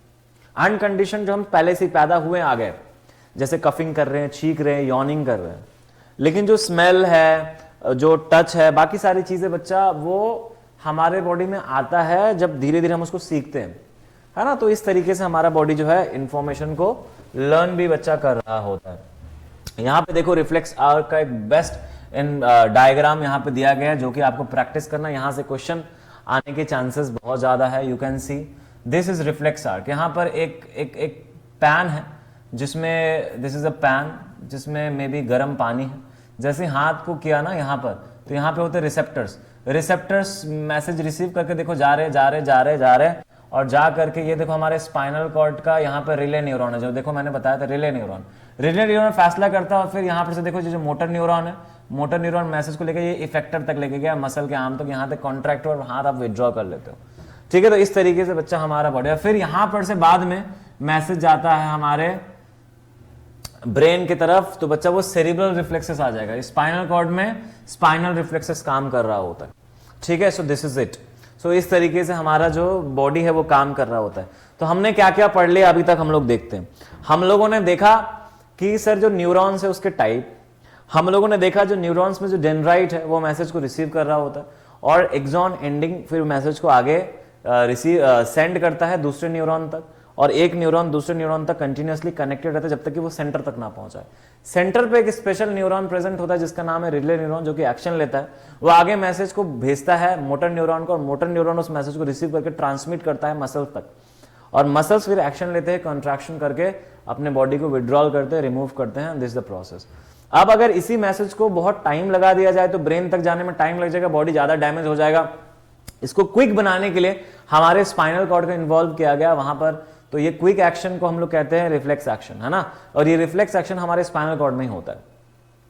और जो तरीका है, जैसे हाथ जल गया, आईज में, कान में कुछ भी आ रहा है, तो उसको सबसे पहले नियरेस्ट सेंटर तक पहुंचना है, जिसे हम लोग कहते हैं reflex arc is the shortest route. आप सोचो हाथ जला तो आपके स्पाइनल कॉर्ड तक ही जाओगे ना, ब्रेन तक जाने में टाइम लग जाएगा। लेकिन अगर आंख में, कान में, यहाँ आसपास कुछ हुआ तो बच्चा ब्रेन नजदीक है तो उसके लिए ब्रेन ही इन्वॉल्व होगा। So can you now trace the sequence of event which is occur in a bright light of focus on your eyes. क्या आपने आईज में आप देख सकते बिल्कुल। तो आईज, जैसे सूरज की रोशनी आई तो आप आंख बंद कर लेते हो, तो आईज ब्रेन के पास है बच्चा, वो ब्रेन में मैसेज जाएगा and then it will immediately basically shrink and so that the light will not come inside your eyes, है ना बच्चा। तो ये बहुत बहुत इंपॉर्टेंट है। आई बिलीव कि आप लोगों को ये समझ में आ रहा है, राइट। चलो अब 2 मिनट होल्ड करते हैं, फिर आगे बात करते हैं। ओके, तो चलो कंटिन्यू करते हैं लेक्चर को। So let us understand this human brain. तो बच्चा जैसे अभी हम लोगों ने पढ़ा spinal cord and we got to know about reflex action. तो जो हमारा स्पाइनल कॉर्ड है वो रिफ्लेक्स एक्शन कर रहा है, यस और नो, और रिफ्लेक्स आर्क शॉर्टेस्ट रूट हम लोगों ने पढ़ा। लेकिन क्या ये सिर्फ और सिर्फ स्पाइनल कॉर्ड ही कर रहा होता है, राइट? तो is reflex action the only function of spinal cord? Obviously not, since we know that we are thinking beings, है ना, हम, क्योंकि हम लोग जो है ऐसे एनिमल्स है जो सोचते हैं, है ना। Spinal cord is made up of nerves which will supply information to think about. तो बच्चे जो स्पाइनल कॉर्ड है ना वो ऐसे नर्व से बना है जो कि इंफॉर्मेशन को सप्लाई करेगा जिस बारे में हमें सोचना है। Thinking involves more complex mechanism and neural connection. तो भैया सोचने के लिए हम लोग को ज्यादा कॉम्प्लेक्स इंफॉर्मेशन और न्यूरल कनेक्शन चाहिए। These are concentrated in the brain, जो कि ब्रेन में बच्चा कंसंट्रेटेड है, ठीक है। Which is the main coordinating centre of the body. तो brain is the main coordinating centre of the body, very important line, right. The brain and spinal cord constitute the central nervous system. और brain और spinal cord जो है बच्चा दोनों को मिला करके हमारे सेंट्रल नर्वस सिस्टम बन जाते हैं, ठीक है। They receive information from all parts of the body and integrate it, और उसको फिर इंटीग्रेट करते हैं। We also think about our action, है ना, हम अपने एक्शन के बारे में सोचते हैं, जैसे कि राइटिंग, टॉकिंग, मूविंग चेयर, ठीक है, clapping at the end of a programme are examples of voluntary actions which are based on deciding what to do next. जब आपको कोई चीज अच्छी लगती है तो ही आप ताली बजाते हो, अगर आपको कोई चीज अच्छी नहीं लगती तो आप नहीं बजाते हो। यहाँ पर वॉलंटरी एक्शंस आर इन्वॉल्व, और बच्चा ये सारा हमारा ब्रेन कर रहा होता है। So the brain also has send messages to muscles. तो ब्रेन भी हमारे मैसेज को सेंड करता है मसल्स को, ताकि वो एक्शन ले सके। Now this is the second way in which the nervous system communicates with the muscles. ये दूसरा एक सिस्टम है जिसके वजह से हमारा मसल्स जो है प्रॉपर तरीके से काम करता है, कॉन्ट्रैक्शन। तो मैंने दो चीजें बताई, एक तो सेरिब्रल रिफ्लेक्सेस बताया कि आपको, जो कि ब्रेन इन्वॉल्व होता है, और स्पाइनल रिफ्लेक्सेस बताया जहां पर सिर्फ स्पाइनल कॉर्ड इन्वॉल्व होता है। The communication between the central nervous system and other parts of the body is facilitated by the peripheral nervous system. तो देखो, एक तो हमारे पास है CNS, जिसमें आपने देखा कि भैया ब्रेन है और स्पाइनल कॉर्ड है ना। तो आपके पास ब्रेन है और दूसरा आपके पास स्पाइनल कॉर्ड है। तो ये दो है सेंट्रल नर्वस सिस्टम, लेकिन साथ में बच्चा पेरिफेरल नर्वस सिस्टम भी है, पेरिफेरल नर्वस सिस्टम भी है ना। अब इस पेरिफेरल नर्वस सिस्टम में भी अगर हम लोग देखें तो बच्चा यहां पर हम लोगों को दो अलग अलग टाइप के somatic and autonomic nervous system भी दिख जाते हैं, ठीक है। तो यहां पे peripheral nervous system consisting of cranial nerves arising from the brain and spinal nerves arising from the spinal cord, है ना। तो बच्चा देखो, स्पाइनल कॉर्ड से यहां पर से स्पाइनल नर्व्स आते हैं,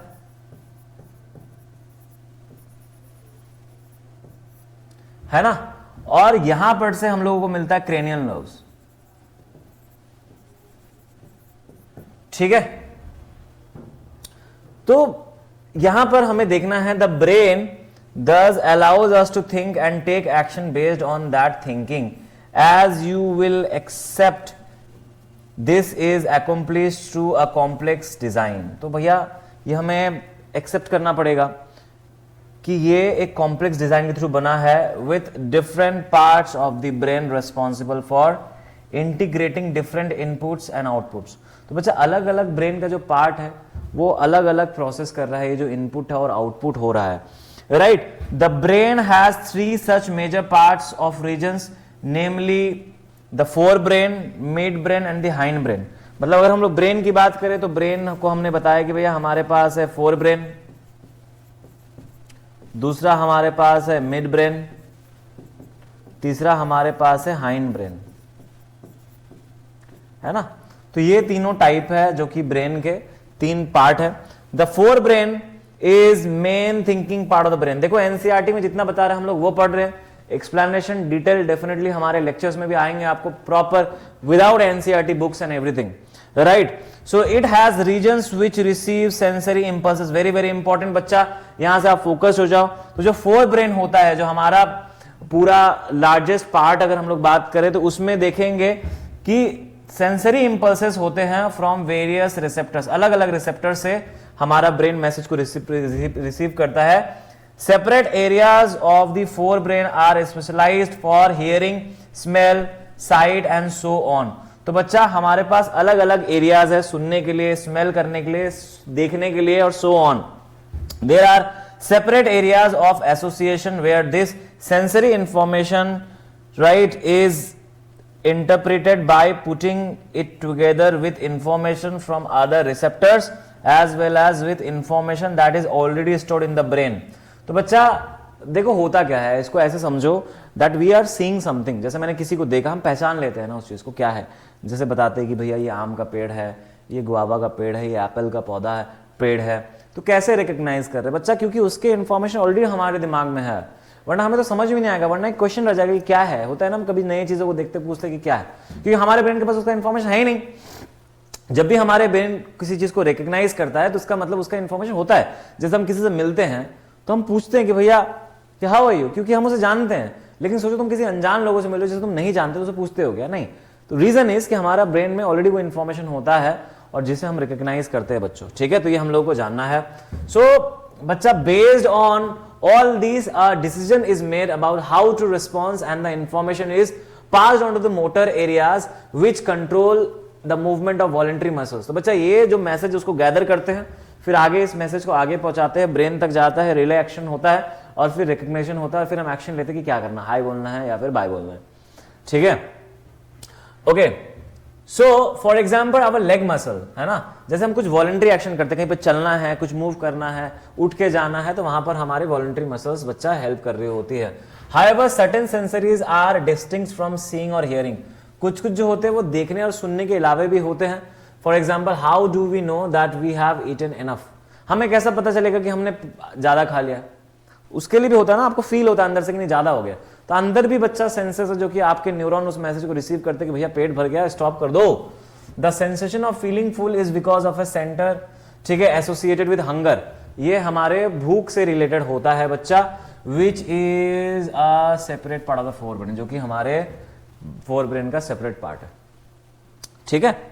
तो देखो यहां पर एक ह्यूमन ब्रेन का डायग्राम है, ठीक है, यू कैन अंडरस्टैंड। बच्चा सबसे बाहर देखो, यहां पर जो क्रेनियम दिखा हुआ है, skull, that is the outer most part, this is the outer. तो देयर आर 8 cranial bone,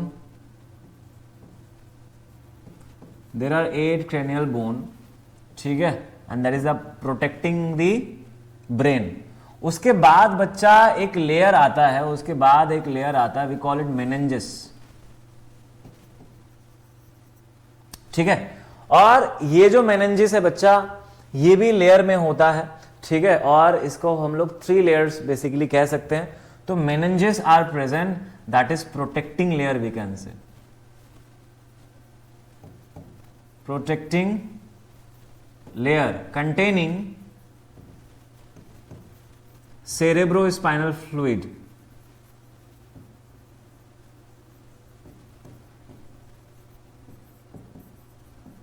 बच्चा ये सेरिब्रोस्पाइनल फ्लूइड प्रेजेंट होता है ताकि वो जर्क से और बाकी सारी चीजों को बचा सके। कब प्रेजेंट होता है? जैसे मान के चलो ये हमारे पास बच्चा जी मेनिंजेस है, ठीक है। तो जो बाहर वाले साइड में अगर हम बात करें, this is basically dura mater, ठीक है। एंड अगर हम लोग दूसरी बात करें, दिस इज अरेक्नॉइड,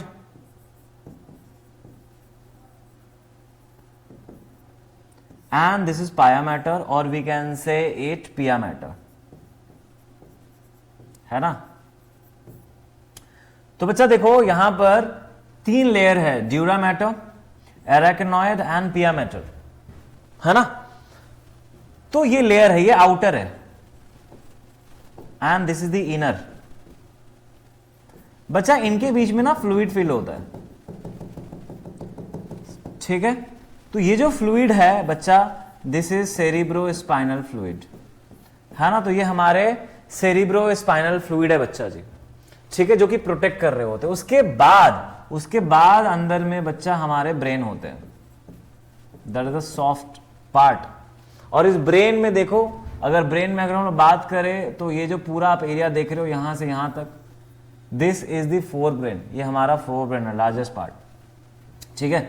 इसमें भी अलग अलग पोर है, फ्रंटल लोब, ठीक है, टेम्पोरल लोब, पैराइटल लोब, ठीक है, ओसिपिटल लोब, ऐसे बहुत सारे लोब्स हमारे एरियाज डिवाइडेड है ना, लोब्स जो है। लेकिन वो हमको अभी क्लास 10th में मेरे हिसाब से नहीं करना है आपको, ठीक है। NCERT is not going to ask you regarding the lobe, ठीक है। तो ये बच्चा हमारा हो गया एक तो बाहर वाला पोर्शन जिसे हम लोग स्कल कह रहे हैं, दैट इज क्रेनियम, उसके अंदर मेनिंजिस, और मेनिंजिस बना है 3 लेयर से, जैसे ड्यूरा मैटर, एराकिनॉइड एंड पिया मैटर, ये तीनों के बीच में फ्लूइड भी है जो उसको प्रोटेक्ट कर रहे हैं। तब अंदर हमारे पास ब्रेन है, और ये जो ब्रेन देख रहे हो, कन्वोल्यूटेड पोर्शन आप देख रहे हो, है ना, इसमें आप ग्रूव्स एंड रिजेस आपको नजर आते हैं, ठीक है। और ये बेसिकली अंदर अरेंज है, और इन्हीं के अंदर बच्चे ढेर सारे billions and billions of neurons are present, ठीक है, ताकि बाकी सारे एक्शन हो सके।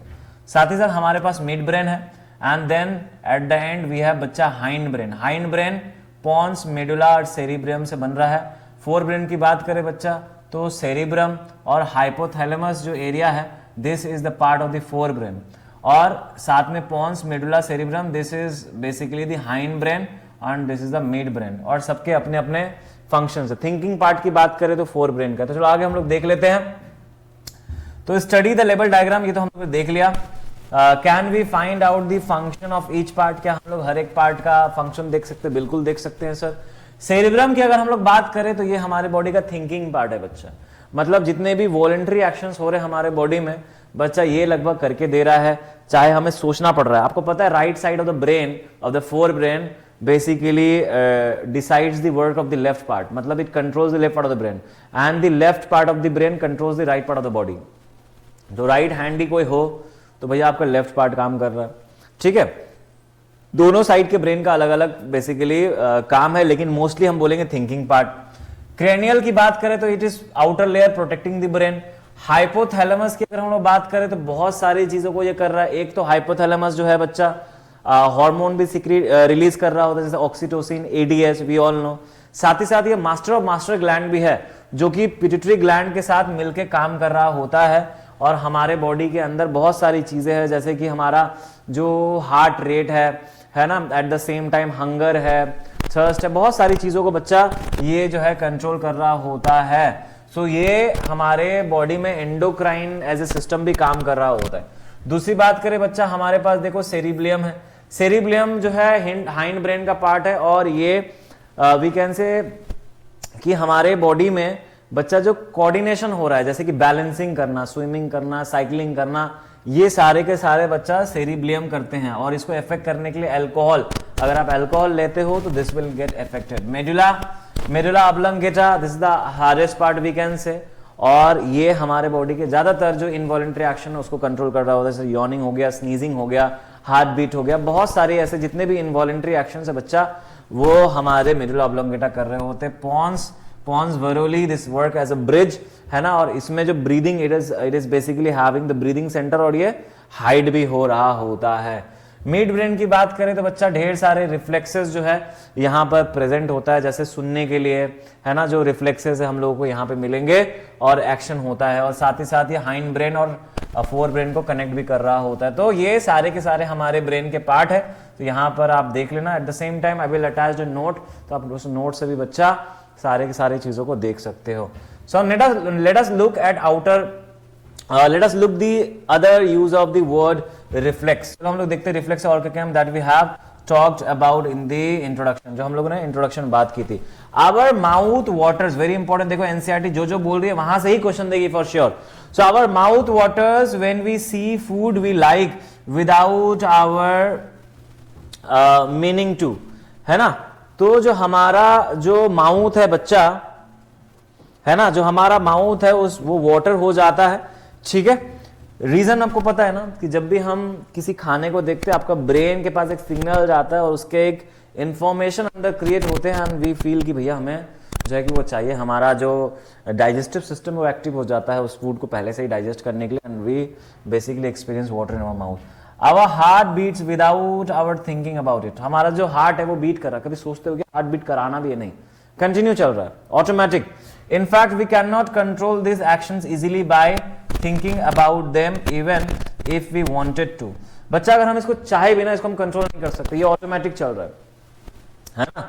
तो अगर हम लोग बात करें हमारे नर्व पेरिफेरल नर्वस सिस्टम की, तो कुछ सोमैटिक नर्वस सिस्टम है और एक ऑटोनॉमिक नर्वस सिस्टम है जिसमें सिंपैथेटिक पैरासिम्पैथेटिक भी आ जाता है.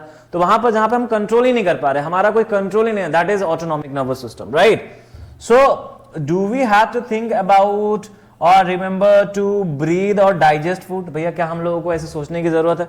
नहीं, हम ऐसा नहीं करते, खुद ब खुद होता है. So in between the simple reflex action like change in the size of the pupil, ठीक है, and the tough out action such as moving a और थ्रू आउट एक्शंस, ठीक है, एज मूविंग अ चेयर, एक chair को move कर रहे हो, there is another set of muscles movement over which we do not have anything control. तो भैया एनी थिंकिंग कंट्रोल, कुछ ऐसी चीजें हैं बच्चा जहां पर हमारा कोई थिंकिंग कंट्रोल नहीं है ना, जहां पे हमारा कोई थिंकिंग कंट्रोल है ही नहीं. तो ये भी हमको जानना है कि अलग अलग बॉडी जो है सिचुएशंस को हैंडल कर रहा होता है. Many of this involuntary actions are control by mid brain, बहुत सारे मिड ब्रेन को कंट्रोल कर, मिड ब्रेन कंट्रोल जैसे हियरिंग हो गया है ना, एंड हाइंड ब्रेन, ठीक है. All this involuntary actions including blood pressure, salivation, vomiting are control by the medulla in the hind brain. तो भैया ये सारे के सारे मेडुला ऑब्लंगेटा कंट्रोल कर रहे होते हैं. Now thinking about activities like walking in a straight line, जैसे आप एक स्ट्रेट लाइन पे अगर चलते हो, है ना, या फिर riding a bicycle, picking up pencil, these are possible due to a part of the hind brain. तो ये हाइंड ब्रेन के पार्ट से ही बच्चा चल रहा होता है, कॉल्ड दी सेरिब्लियम. तो सेरिब्लियम क्या कर रहा होता है? बैलेंस, जहां पे आपको बैलेंस करना है वहां पे सेरिब्लियम काम करेगा. Now it is responsible for precision of voluntary actions and maintaining the posture and balance of the body. बच्चा वॉलंटरी मसल्स और एक्शंस हो रहा है, लेकिन वहां पर जो मेंटेन करना है, जैसे सोचो ना आप एक लाइन बनाओ, अब अगर इस लाइन को हमेशा आप स्ट्रेट बनाओगे, उसके लिए आपके सेरिब्लियम का अच्छा होना जरूरी है. अगर तुम नशे में मान के चलो हो, अल्कोहल लियो, तो तुम लाइन नहीं बना पाओगे, तुम ऐसे करोगे, तुम ऐसे बना दोगे, लाइन टेढ़ा हो जाएगा, है ना, स्ट्रेट लाइन नहीं बना सकते, या फिर एक स्ट्रेट लाइन पे चल नहीं सकते. You won't be able to balance yourself. Cycling करते वक्त हर एक टाइम में, तो वहां पे सेरिब्लियम पार्ट इन्वॉल्व होता है. Imagine what would happen if each of these events failed to take place if we were not thinking about it. तो बच्चा प्रॉब्लम हो जाएगा. अगर सोचो ये सारे के सारी चीजें अगर काम ना करे, तो कहीं ना कहीं आपका जो बॉडी है वो प्रॉपर तरीके से एक्शन नहीं ले पाएगा. तो चलने के लिए, सोचने के लिए, लिखने के लिए, बोलने के लिए, कोई भी काम करने के लिए बच्चा हमारे बॉडी में कंट्रोल एंड कोऑर्डिनेशन होना जरूरी है. मैं एक बार फिर से रिपीट करता हूँ. अगर हम लोग बात करें हमारे ब्रेन की, तो ब्रेन में बच्चा हमारे पास अगर बात करें नर्वस सिस्टम की, तो एक है सेंट्रल नर्वस सिस्टम, एक है peripheral nervous system. Central nervous system में हमारे पास ब्रेन है और स्पाइनल कॉर्ड है. ब्रेन में हम लोग देखते हैं fore brain, mid brain and hind brain. Fore brain में सेरिब्रम जो कि थिंकिंग पार्ट है. देन वी हैव हाइपोथैलेमस जो बच्चा हेल्प कर रहा है पिट्यूटरी ग्लैंड के साथ, जो हम लोग आगे अभी देखने वाले हैं, पढ़ने वाले हैं. At the same time we have hind brain जो कि बच्चा जिसमें सेरिब्लियम पार्ट है जो आपके बॉडी को बैलेंस कर रहा है. पॉन्स वरूली जिसमें ब्रीदिंग सेंटर छुपा हुआ है. At the same time medulla oblongata जो आपके बॉडी के मैक्सिमम जो है इनवॉलंटरी एक्शन कर रहा है. एट द सेम टाइम आपकी बॉडी ब्रेन और स्पाइनल कॉर्ड का कनेक्शन भी बना रहा है बच्चा. So this are the important, right. Okay, आगे देख लेते हैं. How are this tissues protected? इस टिश्यूज को कैसे प्रोटेक्ट, जो मैंने ऑलरेडी बता दिया. A delicate organ like the brain, which is so important for a variety of activities, needs to be carefully protected. For this the body is designed so that the brain sits inside a bony, inside the box जिसको हम लोग कह रहे हैं बच्चा cranial और cranial bone, ठीक है. Inside the box the brain is contained in a fluid filled balloon which provides further shock absorption, जिसे हम लोग कह रहे हैं cerebrospinal fluid.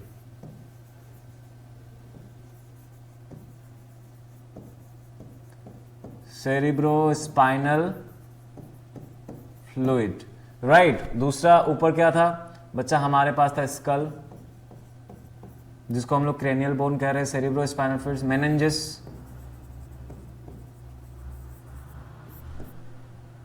ठीक है. तो बच्चा मेनिंजेस, सेरिब्रोस्पाइनल फ्लूइड, स्कल, जैसे क्रेनियम, राइट तो ये सारी चीजें जो है बच्चा प्रोटेक्ट कर रहे हैं, शॉक को एब्जॉर्ब करवा रहे हैं। If you run your hand down the middle of your back, अगर तुम अपना इस तरीके से अपने हाथ को फील करोगे तो अंदर देखना एक हार्ड बम्पी स्ट्रक्चर फील होगा, जिसे हम लोग कहते हैं वर्टिब्रल कॉलम और backbone which protects the spinal cord, है ना। तो हमारे स्पाइनल कॉर्ड अगर हम लोग देखें बच्चा, हमारे जो वर्टिब्रल कॉलम्स है ना, वर्टिब्रल कॉलम्स को अगर हम लोग देखें तो बच्चा अंदर जो है नर्व्स प्रेजेंट होते हैं, उसको भी प्रोटेक्ट करने के लिए अंदर सेरिब्रो स्पाइनल फ्लूइड है, और जो उसमें मेनिंजिस जो अराउंड में प्रेजेंट है ताकि उसको प्रोटेक्ट करेगा, और साथ ही साथ बाहर से बच्चा बोनी स्ट्रक्चर भी जो उसको प्रोटेक्ट कर रहा है। How does the nerve tissue cause action, कैसे ये नर्व टिश्यू जो है एक्शन करते हैं, एनसीईआरटी क्या बता रही है देख लेते हैं। We have been talking about nervous tissue and how it collects information, कैसे वो इंफॉर्मेशन कलेक्ट करता है, send it around the body, और कैसे वो अपने बॉडी के अराउंड में मैसेज भेजता है, प्रोसेसेस इंफॉर्मेशन, उस इंफॉर्मेशन को कैसे प्रोसेस करता है, मेक्स डिसीजन, साथ ही साथ कैसे डिसाइड करता है based on information, and convey decision to muscles for action, साथ ही साथ उस मैसेज को कन्वे भी करता है हमारे मसल्स तक कि किस तरीके से वो एक्शन ले। In other words, when the action और movement is to be performed, muscles tissues will do the final job. तो लास्ट में एट द एंड कौन करेगा, मसल टिश्यू ही एक्शन को लेगा कॉन्ट्रैक्शन करके, है ना। How do animals muscles move, कैसे मसल्स मूव करते हैं बच्चा, सेम न्यूरॉन्स की वजह से। When a nerve impulse reaches the muscles fibre must move. How does a muscle cell move, तो मतलब अगर आपके यहां पर बात कर लेते हैं ये मसल्स है, तो बच्चा जो न्यूरॉन्स आ रहे हैं उसके जो एक्सॉन एंडिंग्स है वो इस तरीके से मसल्स को, तो यहां पर हम लोगों ने पढ़ा था न्यूरोमस्कुलर जंक्शन, है ना, न्यूरोमस्कुलर जंक्शन हम लोगों ने पढ़ा था। So the simple notion of movement at the cellular level is that muscle cell will move by changing their shape so that they shorten. आप लोगों ने पढ़ा है ना मसल्स में कि जो एक्टिन है और जो मायोसिन है, इन दोनों का बच्चा contraction, this are the contractile protein, है ना, कॉन्ट्रैक्टाइल प्रोटीन। बच्चा जो कॉन्ट्रैक्टाइल प्रोटीन होता है यही हेल्प करता है एक मसल को कॉन्ट्रैक्ट और रिलैक्स करने में, लेकिन ये होगा कैसे, जब हमारे न्यूरॉन्स उस मैसेज को भेजेंगे बच्चा तभी होगा। So the next question is how do muscle cells change their shape, so the answer must lie in the chemistry of cellular component. Muscle cells have special proteins that change both their shape and their arrangements in the cell in response to nervous electrical impulse. When this happens, new arrangements of these proteins give the muscle cells a shorter form. Remember, when we talk about muscle tissue in class 9, there were different kinds of muscles such as voluntary muscles, involuntary muscles, cardiac muscles. Based on what we have discussed so far, what do you think the difference between those would be? तो क्या होना चाहिए, तो बच्चा देखो definitely हमारे पास अगर muscles की बात करें, we have striated muscles, we have smooth muscles and we have cardiac muscles, तीनों के अपने अपने काम हैं। हमारे जितने बोन्स है वहाँ पर प्रेजेंट होते हैं स्केलेटल मसल, जिसको जो कि वॉलंटरी है, उसमें बहुत सारे न्यूक्लियस प्रेजेंट होते हैं, dark band, light bands present होते हैं, मल्टीपल माइटोकॉन्ड्रियाज प्रेजेंट होते हैं, न्यूक्लियस ढेर सारे होते हैं, और ये जल्दी टायर्ड हो जाता है, फटिग हो जाता है, और इसमें कॉन्ट्रैक्शन रिलैक्सेशन बहुत फास्ट होता है। दूसरा स्मूथ मसल है बच्चा, स्मूथ मसल में हम लोगों को जो है दिखता है टेपरिंग एंड एक सिंगल न्यूक्लियस, और इसमें जो कॉन्ट्रैक्टाइल प्रोटीन प्रेजेंट होता है those are basically not arranged, unarranged होता है ना, और इसमें भी कंटिन्यूसली कॉन्ट्रैक्शन रिलैक्सेशन बहुत रिदमिक और स्लो होता है, जिसके वजह से कभी फटिग नहीं होता, थकता नहीं है। कार्डियक मसल जो कि ब्रांच है, उसमें फेडेड लाइट बैंड और डार्क बैंड प्रेजेंट होते हैं, बहुत फेड लाइट बैंड्स, और उसमें इंटरकैलेटेड डिस्क और ऑब्लिक ब्रिजेस प्रेजेंट होते हैं। और न्यूक्लियस की बात करें तो यूनी न्यूक्लियड है सेल्स में, और कभी कभी दो इंटरकैलेटेड डिस्क के बीच में दो न्यूक्लियस हम लोगों को नजर आ जाते हैं, ठीक है, और ये बिना थके जिंदगी भर काम कर रहा होता है बच्चा। तो यहां पर देखो कॉन्ट्रैक्शन रिलैक्सेशन, जिससे मैंने बताया एक्टिन और मायोसिन की वजह से बच्चा ये काम हो पाता है। ये जो कॉन्ट्रैक्टिलिटी है, ये जो कॉन्ट्रैक्टाइल प्रोटीन है, दोज आर इन्वॉल्व, जिसकी वजह से ये कॉन्ट्रैक्ट रिलैक्स करता है। बट इसको सिग्नल देने के लिए अरेंज करने के लिए, कॉन्ट्रैक्ट करने के लिए बच्चा न्यूरॉन्स आर इन्वॉल्व, और जब वो मसल के पास आता है तो न्यूरोमस्कुलर जंक्शन फॉर्म कर रहा होता है। सो आई बिलीव आपको ये चीजें यहां तक समझ में आई। लेट अस अंडरस्टैंड कि आखिर यहाँ पे क्या सवाल पूछे जा रहे हैं। सो बच्चा, what is the difference between reflex action और walking? So reflex action is a involuntary action, ठीक है, where we don't have to think, it is a sudden movement, where walking involve thinking part, the brain part, and this is a voluntary, है ना। तो यहां पर thinking नहीं हो रहा है, यहां पर सोच रहे हैं। What happens at the synapse between two neurons? बच्चा, the synapse between, this is the synapse। बच्चा, जो synapse में होता है, क्या होता है? movement of neurotransmitter from axon ending to the other neuron। तो यहां पर जो conversion of electrical impulse into chemical impulse, ये होता है यहां पर। Next, which part of the brain maintains posture and equilibrium of the body? तो बच्चा, सेरिब्लियम वाला जो पार्ट है वो मेंटेन करता है पोस्चर और equilibrium. How does we detect the smell and agarbatti? बच्चा, we have olfactory nerves or olfactory receptors inside our nose, from there we receive the messages। so what is the role of brain in reflex action? बच्चा, very very important, when brain involves we call it cerebral reflexes, cerebral reflexes, है ना। now cerebral reflexes, when मान के चलो when we are doing something, a reflex action is done, after that the same message sent to the brain, and then brain involves, that means thinking part involves। so this is what I'm really sorry, this is what we have questions, और ये सारे के सारे answers आपको मिल भी जाएंगे, ठीक है। ओके, चलो आगे बात कर लेते हैं। Let's start the coordination plants. So till now we have understood that what exactly control and coordination, how it works in the animal. So we have studied that nervous tissues are involved. At the same time sir, आपने starting में बताया था कि chemical coordination भी होता है, definitely उसके लिए एक सेपरेट पोर्शन है, तो वो भी हम लोग देख लेंगे। लेट अस अंडरस्टैंड कि सर प्लांट्स में किस तरीके से जो कोऑर्डिनेशन है वो काम कर रहा होता है, ठीक है। उसके बाद we will talk about the chemical coordination in animals, ठीक है। तो चलो बात कर लेते हैं। तो बच्चा, कोऑर्डिनेशन इन प्लांट्स की बात करें तो animals have a nervous system. We all know कि एनिमल्स के पास नर्वस सिस्टम है कंट्रोल एंड कोऑर्डिनेशन करने के लिए, लेकिन plants neither have a nervous system nor muscles, उसके पास तो muscles भी नहीं। so how do they respond to stimuli? वो कैसे stimuli को respond कर रहा होता है? when we touch the leaves of a chui moi, मतलब मिमोसा प्यूरिका को अगर हम लोग टच करते हैं, यहाँ पे देखो there is a mimosa family, they begin to fold up and droop, right? when a seed germinates, the root goes down, root नीचे के साइड चला जाता है, the stem comes up into the air, stems अब ऊपर के side move करता है। what happens, क्या होता है? firstly the leaves of the sensitive plants move very quickly in response to touch। सबसे पहले अगर हम लोग बात करें कि अगर sensitive plant, that is mimosa pudica का प्लांट जो है, जैसे ही बच्चा उसमें टच करते हुए तुरंत मूव करता है। द रीजन क्या है? ठीक है, चलो let us find this reason. So you see there is no growth involve in this movement. इसमें कोई ग्रोथ नहीं है। जैसे आपने इसको टच किया, ये फोल्ड हो जाता है ना, यहां से देखो ऐसे फोल्ड हो गया, इसमें कोई ग्रोथ नहीं शो किया, है ना। अगर हम लोग प्लांट की बात करें बच्चा, प्लांट में कंट्रोल एंड कोऑर्डिनेशन की बात करें तो प्लांट में दो तरह का मूवमेंट होता है ना। एक होता है बच्चा ग्रोथ डिपेंडेंट, है ना, ग्रोथ डिपेंडेंट, और दूसरा मूवमेंट होता है ग्रोथ इंडिपेंडेंट। क्या बोला मैंने? Growth independent.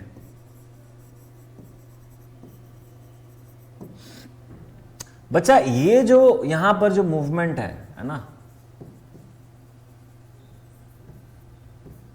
तो बच्चा यहां पर हम लोग देखेंगे कि ये ग्रोथ पे डिपेंड कर रहा है ना। इसे हम लोग कह सकते हैं ट्रॉपिक मूवमेंट।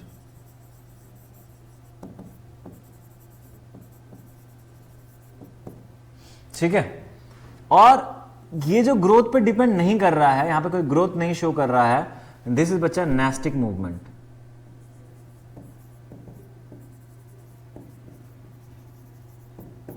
ठीक है, tropic movement and nastic movement. तो ट्रॉपिक मूवमेंट में बच्चा ग्रोथ इन्वॉल्व है, मतलब प्लांट ग्रो करेगा, और नेस्टिक मूवमेंट में बच्चा कोई ग्रोथ शो नहीं करेगा। तो ये अगर हम लोग देखें तो यहां पर हम लोगों को एक डायरेक्शनल मूवमेंट दिखता है, यहां पर नॉन डायरेक्शनल मूवमेंट दिखता है, मतलब एक डायरेक्शन में मूव करेगा।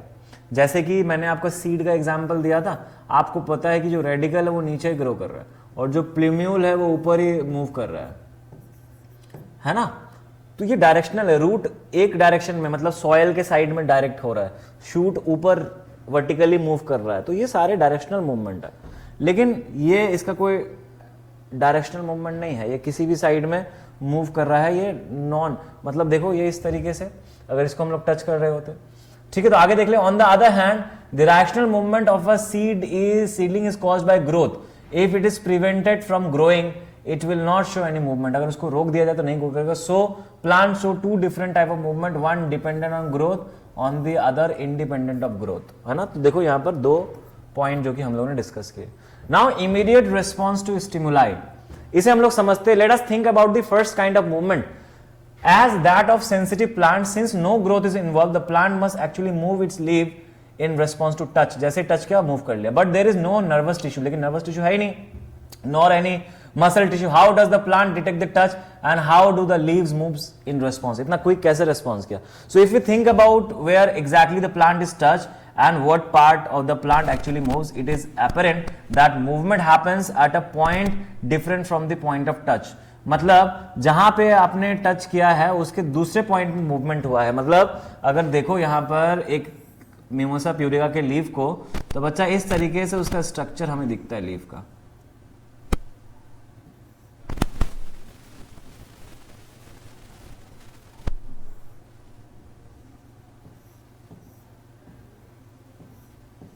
है ना। तो यहां पर देखो एक स्वोलन पार्ट दिख रहा है, वी कॉल इट पल्विनस, है ना, pulvinus, and this is the leaf, this is a leaf. तो जैसे ही मान के चलो कि ऊपर एक लीफ पे जैसे ही मैसेज जाता है, वो केमिकली मैसेज को सेंड करता है और इस पल्विनस में, और यहां पर बच्चा क्या होता है कि वाटर जो है विड्रॉल कर दिया जाता है, बिकॉज ऑफ दैट जो लीव्स है वो हेवी होते हैं और वो फोल्ड हो जाते हैं। सो information that a touch has occurred must be communicated. The plant also uses electrical chemical means to convey this information from cell to cell. लेकिन यहाँ पे कैसे हो रहा है, न्यूरॉन्स तो नहीं है, लेकिन बच्चा यहाँ पर सेल टू सेल मैसेज जा रहा है। देखो जैसे लीफ में टच किया तो सेल टू सेल मैसेज जाते जाते यहाँ तक मैसेज गया पल्विनस के अराउंड में, और वाटर वहां से रिलीज होता है और फिर फोल्ड हो जाता है। But unlike in animals there is no specialised tissues in plants for conduction of the information. लेकिन यहाँ पे कोई नर्वस टिश्यूज प्रेजेंट नहीं है बच्चा। Finally again as in animals some cells must change shape in order for movement to happen instead of the specialised protein found in animal muscle cell. Plant cells change shape by changing the amount of water in them. जितना पानी है उसके अंदर वो change कर देते हैं, resulting in swelling और shrinking and therefore in change shapes, है ना। तो बच्चा जो मैंने बताया कि यहाँ पर जैसे ही पानी भर जाएगा, हेवी हो जाएगा और वो ड्रूप कर जाएगा, पीछे नहीं मूव कर सकता, आगे साइड में ड्रूप कर जाएगा। तो वेरी इंपॉर्टेंट लाइन बच्चा, amount of water, change in the amount of water के वजह से यहाँ पर मूवमेंट हमको शो हो रहा है, इमीडिएट रिस्पॉन्स शो हो रहा है इन मिमोसा प्यूरिका प्लांट में, sensitive plant, touch me not plant. ठीक है, चलो अब यहां पर ये तो हो गया। नेक्स्ट बात करते हैं मूवमेंट ड्यू टू ग्रोथ। बच्चा ये बहुत आसान है, इसको हम लोग पढ़ेंगे, लेकिन पहले यहां पे समझते हैं। बच्चे जो ट्रॉपिक मूवमेंट है ना, वहां पर हम लोग देखते हैं कि सर जो ग्रोथ है वो अलग अलग तरीके से हो रहा है, कैसे कैसे हो रहा है। तो बच्चा सर कहीं पर आपको दिख रहा है हाइड्रोट्रॉफिक मूवमेंट, है ना, कहीं पर जियोट्रॉपिज्म दिख रहा है, कहीं पर आपको ग्रेविटी से रिलेटेड दिख रहा है। तो ये सारे के सारे हमको मूवमेंट दिख रहे हैं, लेकिन यहां पर सर हमको ग्रोथ शो हो रहा है। तो some plants like pea plant climb up other plants और fences by means of tendrils. यहां पर हम लोग एक एक करके समझते भी जाएंगे थोड़ा सा, ताकि आपके लिए आसान हो जाए। तो मान के चलो कि एक पी प्लांट है, उसमें इस तरीके से बच्चा टेंड्रिल्स ग्रो करता है ना, टेंड्रिल्स ग्रो करता है। और ये टेंड्रिल्स जा करके बच्चा जैसे ही टच करते हैं एक कोई भी सपोर्ट में, तो उस सपोर्ट में इस तरीके से बच्चा वो बाइंड कर लेते हैं, देखा हुआ आप लोगों ने, ताकि वो आगे ऊपर अपनी जर्नी जो है आगे बढ़ा सके। और फिर इस तरीके से करके फिर से टेंड्रिल निकला, इसके ऊपर देखो ऐसे बाइंड कर लिया, फिर यहाँ से आगे बढ़ा, फिर यहाँ पर से आगे बढ़ा, फिर यहाँ से टेंड्रिल निकाला, इस पे बाइंड कर लिया, फिर यहाँ पर से निकला। देखो किस तरीके से ये आगे ग्रो कर करके जा रहा है बिकॉज ऑफ द टेंड्रिल्स। होता क्या होगा टेंड्रिल्स में, ये जो ग्रो हो रहा है सेल डिवीजन, लेकिन कैसे हो रहा है देखो, ये क्या होता है कि ये जो पीछे वाला साइड देख रहे हो ना, यहां पर ग्रोथ शो होता है, ठीक है, यहां पे ग्रोथ शो होता है। जैसे ही ये मूव करता करता ग्रो कर रहा, जैसे ही इसने ऑब्जेक्ट को टच किया, जैसे इसने ऑब्जेक्ट को टच किया, यहां से सिग्नल जाता है, मैसेज जाता है तो यहां तक, और यहां पे कंटिन्यूअस ग्रोथ होता है, रैपिड सेल डिवीजन होने लग जाता है। बिकॉज ऑफ दैट ये पुश करता है और फिर इस पे फोल्ड हो जाता है बच्चा, है ना। So these tendrils are sensitive to touch. So we can say हमारे पास कि टच की वजह से हो रहा है ना। थिग्मो बेसिकली यहां पर काम कर रहा है, thigmotropism. So when they come in contact with any support, the part of the tendril in contact with the object does not grow as rapidly as the part of the tendril away from the object. तो देखो यहां पर ये नहीं ज्यादा grow कर रहा है, लेकिन यहां पर जो अवे फ्रॉम एरिया दिख रहा है वहां पर बहुत स्पीड रैपिड ग्रोथ होता है और फिर वो फोल्ड हो जाता है बच्चा जी। This causes the tendril to circle around the object and thus cling on it, और फिर उस पर वो क्लिंग कर जाता है, फिर उस पर वो क्लिंग कर जाता है बच्चा जी, ठीक है। Now you see more commonly plants respond to stimuli slowly but growing in a particular direction.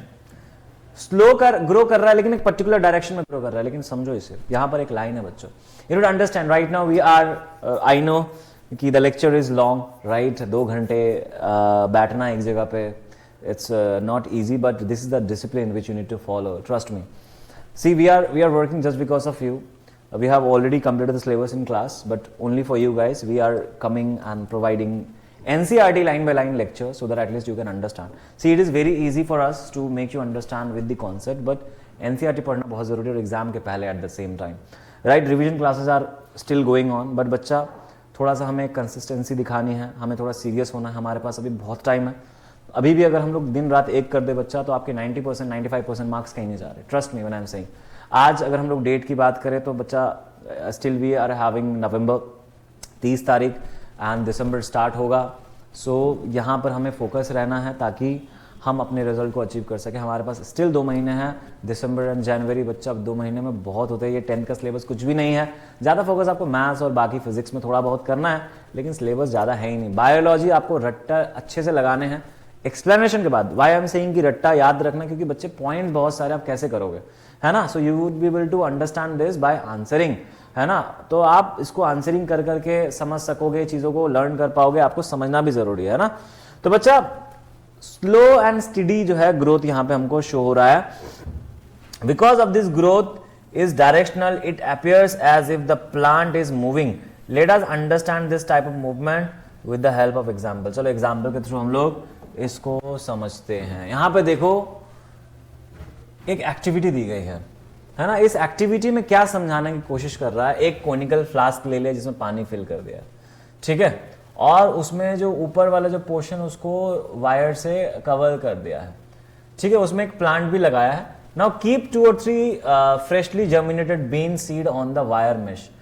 अब जैसे देखो यहां पर इस कोनिकल फ्लास्क का ऊपर वाला पोर्शन अगर आप देख पाओ तो इस पे ऐसे वायर लगा दिया है और ऊपर ना एक जर्मिनेटिंग सीड को रख दिया है। तो सीड अगेन फिर से मैं डायग्राम में तीसरी बार बना रहा हूं इस लेक्चर में। तो इस तरीके से प्लूम्यूल और रेडिकल ग्रो होगा। तो यहां पर देखना, take a cardboard box which is open from one side, जो एक साइड से देखो ओपन है। Keep the flask in box in such a manner that the open side of the box faces light coming from a window, है ना। तो ये जो विंडो से वो लाइट आ रही है, इस तरीके से हम लोग डायरेक्शन में रखना। Now turn the flask so that the shoot are always from light, away from the light, the roots towards light, leave. तो हमको ऐसे रखना है कि ऐसा लगे कि भैया जो रूट्स है वो टूवर्ड्स द लाइट है, और ये सारी चीजें। कुछ दिन के बाद देखेंगे जब ये प्लांट थोड़ा बड़ा हो जाएगा तो जो शूट है वो लाइट के डायरेक्शन में मूव करने लगेगा, जो रूट है वो away from the light move करने लगेगा। तो इससे हमें क्या समझ में आ रहा है, इससे हमें ये समझ में आ रहा है कि सर इसमें 2 मूवमेंट्स हो रहा है। एक टूवर्ड्स लाइट, और एक है बच्चा अवे फ्रॉम लाइट, है ना। तो टूवर्ड्स द लाइट है, इसके लिए हम टर्म यूज करेंगे पॉजिटिव, है ना, पॉजिटिव ट्रॉपिज्म। और ये इसके लिए हम लोग यूज करेंगे नेगेटिव ट्रॉपिज्म। अब बच्चा अगर ये लाइट के लिए है तो हम कहेंगे पॉजिटिव फोटोट्रॉपिज्म, फोटो मतलब लाइट। अगर ये मिट्टी के टूवर्ड्स या अगेंस्ट में है तो पॉजिटिव और नेगेटिव जियोट्रॉपिज्म। वाटर की तरफ है तो पॉजिटिव और नेगेटिव हाइड्रोट्रॉपिज्म। तो इस तरीके से हम लोग अलग अलग ट्रॉपिज्म को देख सकते हैं, है ना। तो environmental triggers such as light और gravity will change the direction that plant parts grow in. तो बच्चा जो इन्वायरमेंटल जो है वो ट्रिगर कर रहा होता है, जैसे कि लाइट हो गई, ग्रेविटी हो गई, जिसकी वजह से प्लांट की डायरेक्शन चेंज होता है। इसमें आपको एग्जांपल्स में आपको समझना है, जैसे हमारे पास है शूट और हमारे पास है रूट। तो बच्चा शूट जो है वो लाइट की तरफ पॉजिटिव शो कर रहा होता है, लेकिन रूट जो है वो लाइट से अवे मतलब नेगेटिव ट्रॉपिज्म शो कर रहा होता है। अगर हम बात करें सॉइल की ग्रेविटी की तो रूट जो है वो पॉजिटिव और शूट जो है वो नेगेटिव जियोट्रॉपिज्म शो करेगा। वाटर की बात करें तो रूट पॉजिटिव शो करेगा और शूट जो है नेगेटिव शो करेगा मूवमेंट। तो इस तरीके से बच्चा हमारे पास अलग अलग टाइप्स हैं। सो दीज डायरेक्शनल और tropic movement can be towards the stimulus or away from it. So in two different kind of phototropic movement, shoots respond by bending towards light while roots respond by bending away from it. How does this help plant? बच्चा this helps plants to grow. देखो plant को कैसे help कर रहा है। होता क्या है कि एक पौधा है ना, वो सनलाइट के तरफ ग्रो कर रहा होता है, लेकिन इसमें बच्चा हार्मोन्स भी इन्वॉल्व होते हैं। जैसे सनलाइट आता है ना तो एक हार्मोन होता है ऑक्सिन, है ना, ये प्लांट ग्रोथ प्रमोटर हार्मोन है।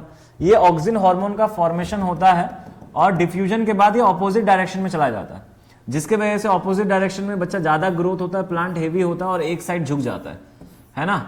तो इस तरीके से हमको लाइट की तरफ वो दिखता हुआ नजर आता है। तो जिधर से लाइट आ रही है उधर ही हमको दिख रहा है because of this auxin hormone. But yes, rapid growth is present and that growth is due to the auxin hormone. Now roots में इसका ऑपोजिट होता है। रूट्स में बच्चा लाइट के अवे ग्रो हो रहा होता है और मिट्टी की तरफ बढ़ रहा होता है। तो plant show tropism in response to other stimuli as well. The roots of a plant away grow downwards while the shoot usually grows upwards and away from the earth. तो इसका मतलब positive negative upward and downward growth of shoot and roots respectively in response to pull of the earth और gravity is obviously geotropism. ठीक है। In hydro means water and chemo refers to chemical. What would hydrotropism and chemotropism mean? बच्चा chemical के side में जैसे हम लोग बात करते हैं हमारा प्लांट, ठीक है, जिसमें हम लोग देखते हैं कि यहां पर जो कार्पेल वाला पोर्शन है ना, इसमें जैसे ही पोलन ग्रेन आता है, ये pollen grain chemically basically stimulate होता है और ये ओव्यूल के साइड मूव करता है। तो यहां पर कीमोट्रॉपिज्म हमको शो होता है। क्या शो होता है? कीमोट्रॉपिज्म हमको दिखता है। साथ ही साथ पानी के साइड में भी रूट्स जो है, रेडिकल जो हमको दिखेगा वो रूट्स ग्रो होगा पानी के साइड में, लेकिन शूट अवे फ्रॉम। तो पॉजिटिव नेगेटिव हम लोग को यहाँ पे बच्चा समझ में आ जाएगा। तो can we think of example of this kind of directional growth movement? Yes, अभी बताते हैं। One example of chemotropism is the growth of pollen tubes towards ovule, ठीक है, about which we will learn more when we examine the reproductive process of living organism. जब living organisms के बारे में हम लोग पढ़ेंगे तो हम लोग को वहां पर वो समझ में आएगा। आगे देख लेते बच्चा। So let us now once again think about how information is communicated in the bodies of multicellular organisms. कैसे मल्टीसेलुलर ऑर्गेनिजम्स में ये मैसेजेस कम्युनिकेट होते हैं। The movement of the sensitive plant in response to touch is very quick. The movement of sunflower in respect to the day and night और the other hand is quite slow. Growth related movement of plants will be even slower. और बच्चा जो growth related वो slower होता है और जो normal movement थोड़ा फास्ट होता है। Even in animal bodies there are carefully controlled directional of growth. Our arms and fingers grow in certain direction not haphazardly, ऐसा नहीं है कि कहीं से भी ग्रो कर जाए, है ना, एक प्रॉपर डायरेक्शन में ग्रो होता है. So controlled movement can be either slow और fast. If fast responses to stimuli are be made, information transfer must be happen very quickly. For this the medium of transmission must be able to move rapidly. तो बच्चा अगर कुछ fast movement कराना है ना stimulation के लिए, तो उसको हमको इस इंफॉर्मेशन को भी जल्दी ट्रांसफर करना पड़ेगा ताकि फास्ट एक्शन हो. जितना इंफॉर्मेशन जल्दी आएगा उतना ज्यादा जल्दी बच्चा आपके इंफॉर्मेशन का रिस्पॉन्स भी आपका बॉडी करेगा. ठीक है, तो ये बहुत इंपॉर्टेंट. आई होप कि आपको ये समझ में आया हो. तो जो इलेक्ट्रिकल इंपल्स है वो एक एक्सीलेंट मीन्स है, मतलब एक अच्छा मीन्स है जिसके थ्रू हम एक मैसेज को फास्ट मूव कर सकते हैं. ठीक है, but there are limitations to use of electrical impulses. लेकिन बच्चा इसका लिमिटेशंस है कि हम इसको ज्यादा यूज नहीं कर सकते, हर सेल तक नहीं पहुंचा सकते हम लोग इसको, है ना. So firstly they will reach only those cells that are connected by nervous tissues. वो उन्हीं सेल्स तक पहुंच सकता है जो कि नर्वस टिश्यू के साथ कनेक्टेड है, न्यूरॉन्स के साथ कनेक्टेड है. सब तक नहीं पहुंच सकता. Not each and every cells in animals body, हर एक सेल बॉडी तक नहीं पहुंच सकता. Secondly, on once an electrical impulse is generated in a cell and transmitted, the cell will take some time to reset it mechanism. और एक बार अगर message चला गया तो उसके बाद फिर से रीसेट टाइम लगेगा, थोड़ा टाइम लगता है उस मैसेज को वापस से मैकेनिज्म को पुराने फॉर्म में लाने के लिए. The cell will take some time to reset it mechanism before it can generate and transmit a new impulse. In other words, cell cannot continuously create and transmit electrical impulse. Continuously नहीं चलता रह सकता बच्चा, है ना. ये नहीं हो सकता कि continuously मैसेज चल रहा है, थोड़ा डिले चाहिए, रोकना जरूरी. ठीक है. It is thus no wonder that most multicellular organisms use another means of communication between cells, namely chemical communication. तो बच्चा इसी नर्वस सिस्टम के साथ साथ हमारे बॉडी को केमिकली इंफॉर्मेशन भी चाहिए. तो न्यूरो एंडोक्राइन सिस्टम हमारे बॉडी में बहुत इंपॉर्टेंट है. क्या बताया मैंने? न्यूरो एंडोक्राइन सिस्टम, है ना. तो neuro endocrine system is involve, जिसके वजह से हमारा बॉडी प्रॉपर काम, क्योंकि नर्वस सिस्टम जो है वो अकेला काम नहीं कर पाएगा, तो वहां पर नर्वस न्यूरॉन्स के साथ साथ केमिकल कोऑर्डिनेशन भी काम करेगा. So if instead of generating an electric impulse stimulated cells release chemical compound, जिसे हम लोग कह रहे हैं हॉर्मोन्स, है ना. तो hormones are important. This compound would diffuse all around the original cell. If other cells around have the means to detect this compound using special molecules on the surface, then they would be able to recognize information and even transmit it. बच्चा देखो, जैसे कि हमारा body अगर बात करे कि ये जो इलेक्ट्रिकल इंपल्स है, सेल्स अगर उसे रिलीज करता है केमिकल कंपाउंड को, सेल्स यहां पे मतलब we are talking about the glands. ठीक है, हार्मोन्स. और ये हार्मोन्स जाएगा जाकर के डायरेक्ट ब्लड में, और ब्लड से ये जाएगा टारगेटेड साइट के पास, और फिर वहां पर से होता है बच्चा action.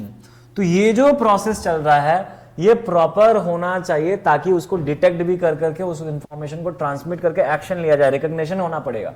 This will be slower of course. हाँ, ये स्लो तो होगा, but it can potentially reach all cells of the body. लेकिन हर एक सेल तक पहुंच सकता है, क्योंकि हर एक सेल तक ब्लड पहुंचता है, इसलिए मैंने यहां पर ब्लड भी मेंशन किया. बच्चा देखो, regardless of nervous connections, and it can be done steadily and persistently. These compounds or hormones used by multicellular organisms for control and coordination show a great deal of diversity. तो plants में भी होता है, animals में भी होता है, इसके वजह से एक बड़ा सा diversity create होता है, as we would expect. Different plants hormones help coordinate growth, development and response to the environment. They are synthesized at place away from where they act. Very very important.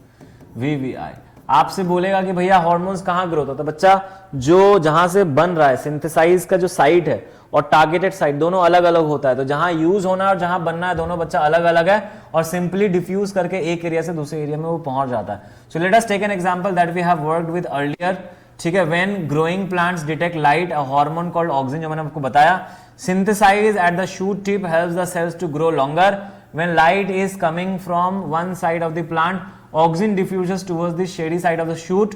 This concentration of auxin stimulates the cell to grow longer on the side of the shoot which is away from light. Thus the plant appears to bend towards the light.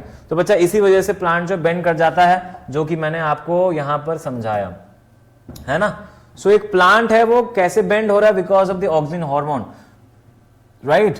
Now another example of plant hormones are gibberellins, है ना। तो बच्चा ये जो gibberellic acid होता है यहां पर, ये भी प्लांट के ग्रोथ प्रमोटर्स है, which like auxins help in growth of the stem. तो स्टेम के ग्रोथ में ये भी हेल्प कर रहे होते हैं। Cytokinins promote cell division. तो बच्चा यहाँ पर 3 हार्मोन देखो, एक तो ऑक्सिन, दूसरा गिबरेलिन्स एंड साइटोकाइनिन्स, ये सारे के सारे सेल डिवीजन को प्रमोट करते हैं।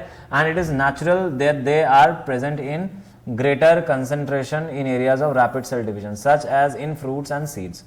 Now these are examples of plant hormone that help in promoting growth, but plants also need signals to stop growing. उसमें क्या है बच्चा, एब्सिसिक एसिड। एब्सिसिक एसिड को जैसे हम लोग स्ट्रेस हार्मोन भी कहते हैं, स्ट्रेस हार्मोन भी कहते हैं बच्चा। जैसे अगर बात करें कि बॉडी में जैसे स्ट्रेस होता है तो प्लांट में भी स्ट्रेस, तो ये एब्सिसिक एसिड है जो कि बच्चा ग्रोथ को रोकेगा कि भैया रुक जा, अब तुझे ज्यादा ग्रोथ नहीं करना है। Inhibits growth, it affects including wilting of leaves. इसका विल्टिंग ऑफ लीव्स भी एक इफेक्ट है। साथ ही साथ बच्चा हमारे पास जो है एक और इथाइलिन वीकेंड से, ठीक है, C2H4, ठीक है। इथाइलिन ये गैस फॉर्म में होता है, ठीक है, ये फ्रूट के राइपनिंग में बहुत हेल्प कर रहा होता है। सो बच्चा हमारे पास इस तरीके से प्लांट हार्मोन, तो प्लांट हार्मोन में रिपीट कर रहा हूं, देखो प्लांट में कंट्रोल एंड कोऑर्डिनेशन हार्मोन की वजह से होता है, auxin hormones, gibberellin and cytokinin, these are growth promoter.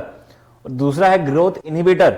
Growth inhibitor में अगर हम लोग देखें तो वी हैव एब्सिसिक एसिड, जिसे हम लोग स्ट्रेस हार्मोन भी कह रहे हैं, और दूसरा हम कह रहे हैं इथाइलिन, ठीक है, जिसे हम लोग कह सकते हैं गैस फॉर्म में प्रेजेंट होता है और ये फ्रूट को पकाने में बच्चा हेल्प कर रहा होता है। So what are plant hormone बच्चा, phyto hormone, phyto hormone, right. So बच्चा प्लांट हार्मोन क्या है, तो आपको यहां पे नाम बताने हैं, लिख देने हैं। फाइटो मतलब प्लांट्स, हार्मोन मतलब केमिकल, ठीक है। Chemical present in the plants are called phyto hormones, they are formed by the plant itself. How is the movement of leaves of the sensitive plants different from the movement of the shoot towards light. तो बच्चा कैसे leaves का, sensitive plants का और जो एक shoot का movement है अलग अलग है। तो बच्चा यहाँ पर जो है ग्रोथ इंडिपेंडेंट मूवमेंट हो रहा है और यहाँ पर ग्रोथ डिपेंडेंट मूवमेंट हो रहा है, ठीक है। यहाँ पर change in the turgidity of the water और यहाँ पर due to rapid cell division जो है बच्चा ग्रोथ हो रहा है। तो ये हम लोग को याद रखना है। Give an example of plant hormone that promotes growth, auxin, एक ही बोला auxin, cytokinin, gibberellin. How do auxins promote the growth of A tendril around a support. तो भैया ऑक्सिन कैसे सपोर्ट करती है, ऑक्सिन जो है वो प्रमोट करता है ग्रोथ को, सेल डिवीजन को। तो डेफिनेटली वो टिप में ग्रो होता है और जैसे टिप वाले पोर्शन में जाता है साथ ही साथ टेंड्रिल्स के भी रैपिड ग्रो होता है और वो सपोर्ट, जैसे हमारे पास सपोर्ट है, जैसे सपोर्ट में टच करता है ड्यू टू टच, तो यहाँ पर हम लोग लिख सकते हैं थिग्मोट्रोपिज्म, ठीक है। जैसे टच होता है तो अवे फ्रॉम दिस सिचुएशन यहाँ पे ग्रोथ होता है और फिर ये इसको क्लिंग कर लेता है। Design and experiment to demonstrate hydrotropism. बच्चा हाइड्रोट्रोपिज्म बहुत आसान है, आप एक पॉट बनाना है और उसमें जो है कि वाटर नीचे रखना है, ऊपर सीड्स रख दो और जर्मिनेशन में देखना जो रूट है वो वाटर की तरफ बढ़ेगा, वो भी हम लोग देख सकते हैं। या फिर सिंपल सा तरीका है, आप इस तरीके से एक लैंड में आप यहाँ पर रख दो एक ग्लास में, है ना, एक एक्वेरियम टाइप का होता है ग्लास एरियाज, है ना, जैसे एक्वेरियम, उसमें पानी हटा दो, सॉइल भर दो, ठीक है, आपको बाहर से ताकि दिखेगा। आप यहाँ पर सीड लगा दो, ठीक है, तो यहाँ पर से जो है प्लांट पौधा उग गया। अब क्या करना है, तो पानी देना, यहाँ पर एक मिट्टी का पॉट लेना, उसको रख देना, उसमें पानी भर देना है। आप देखना जो रूट है वो इस पॉट की तरफ बच्चा ग्रोथ होता दिखेगा, तो यहाँ पे पॉजिटिव हाइड्रोट्रोपिज्म हमको दिखेगा और जो शूट है वो अवे फ्रॉम दी वाटर दिखेगा। ये भी हम लोग देख सकते हैं, बाकी एक्सपेरिमेंट आपके मॉड्यूल में है, आप लोग चेक कर लेना।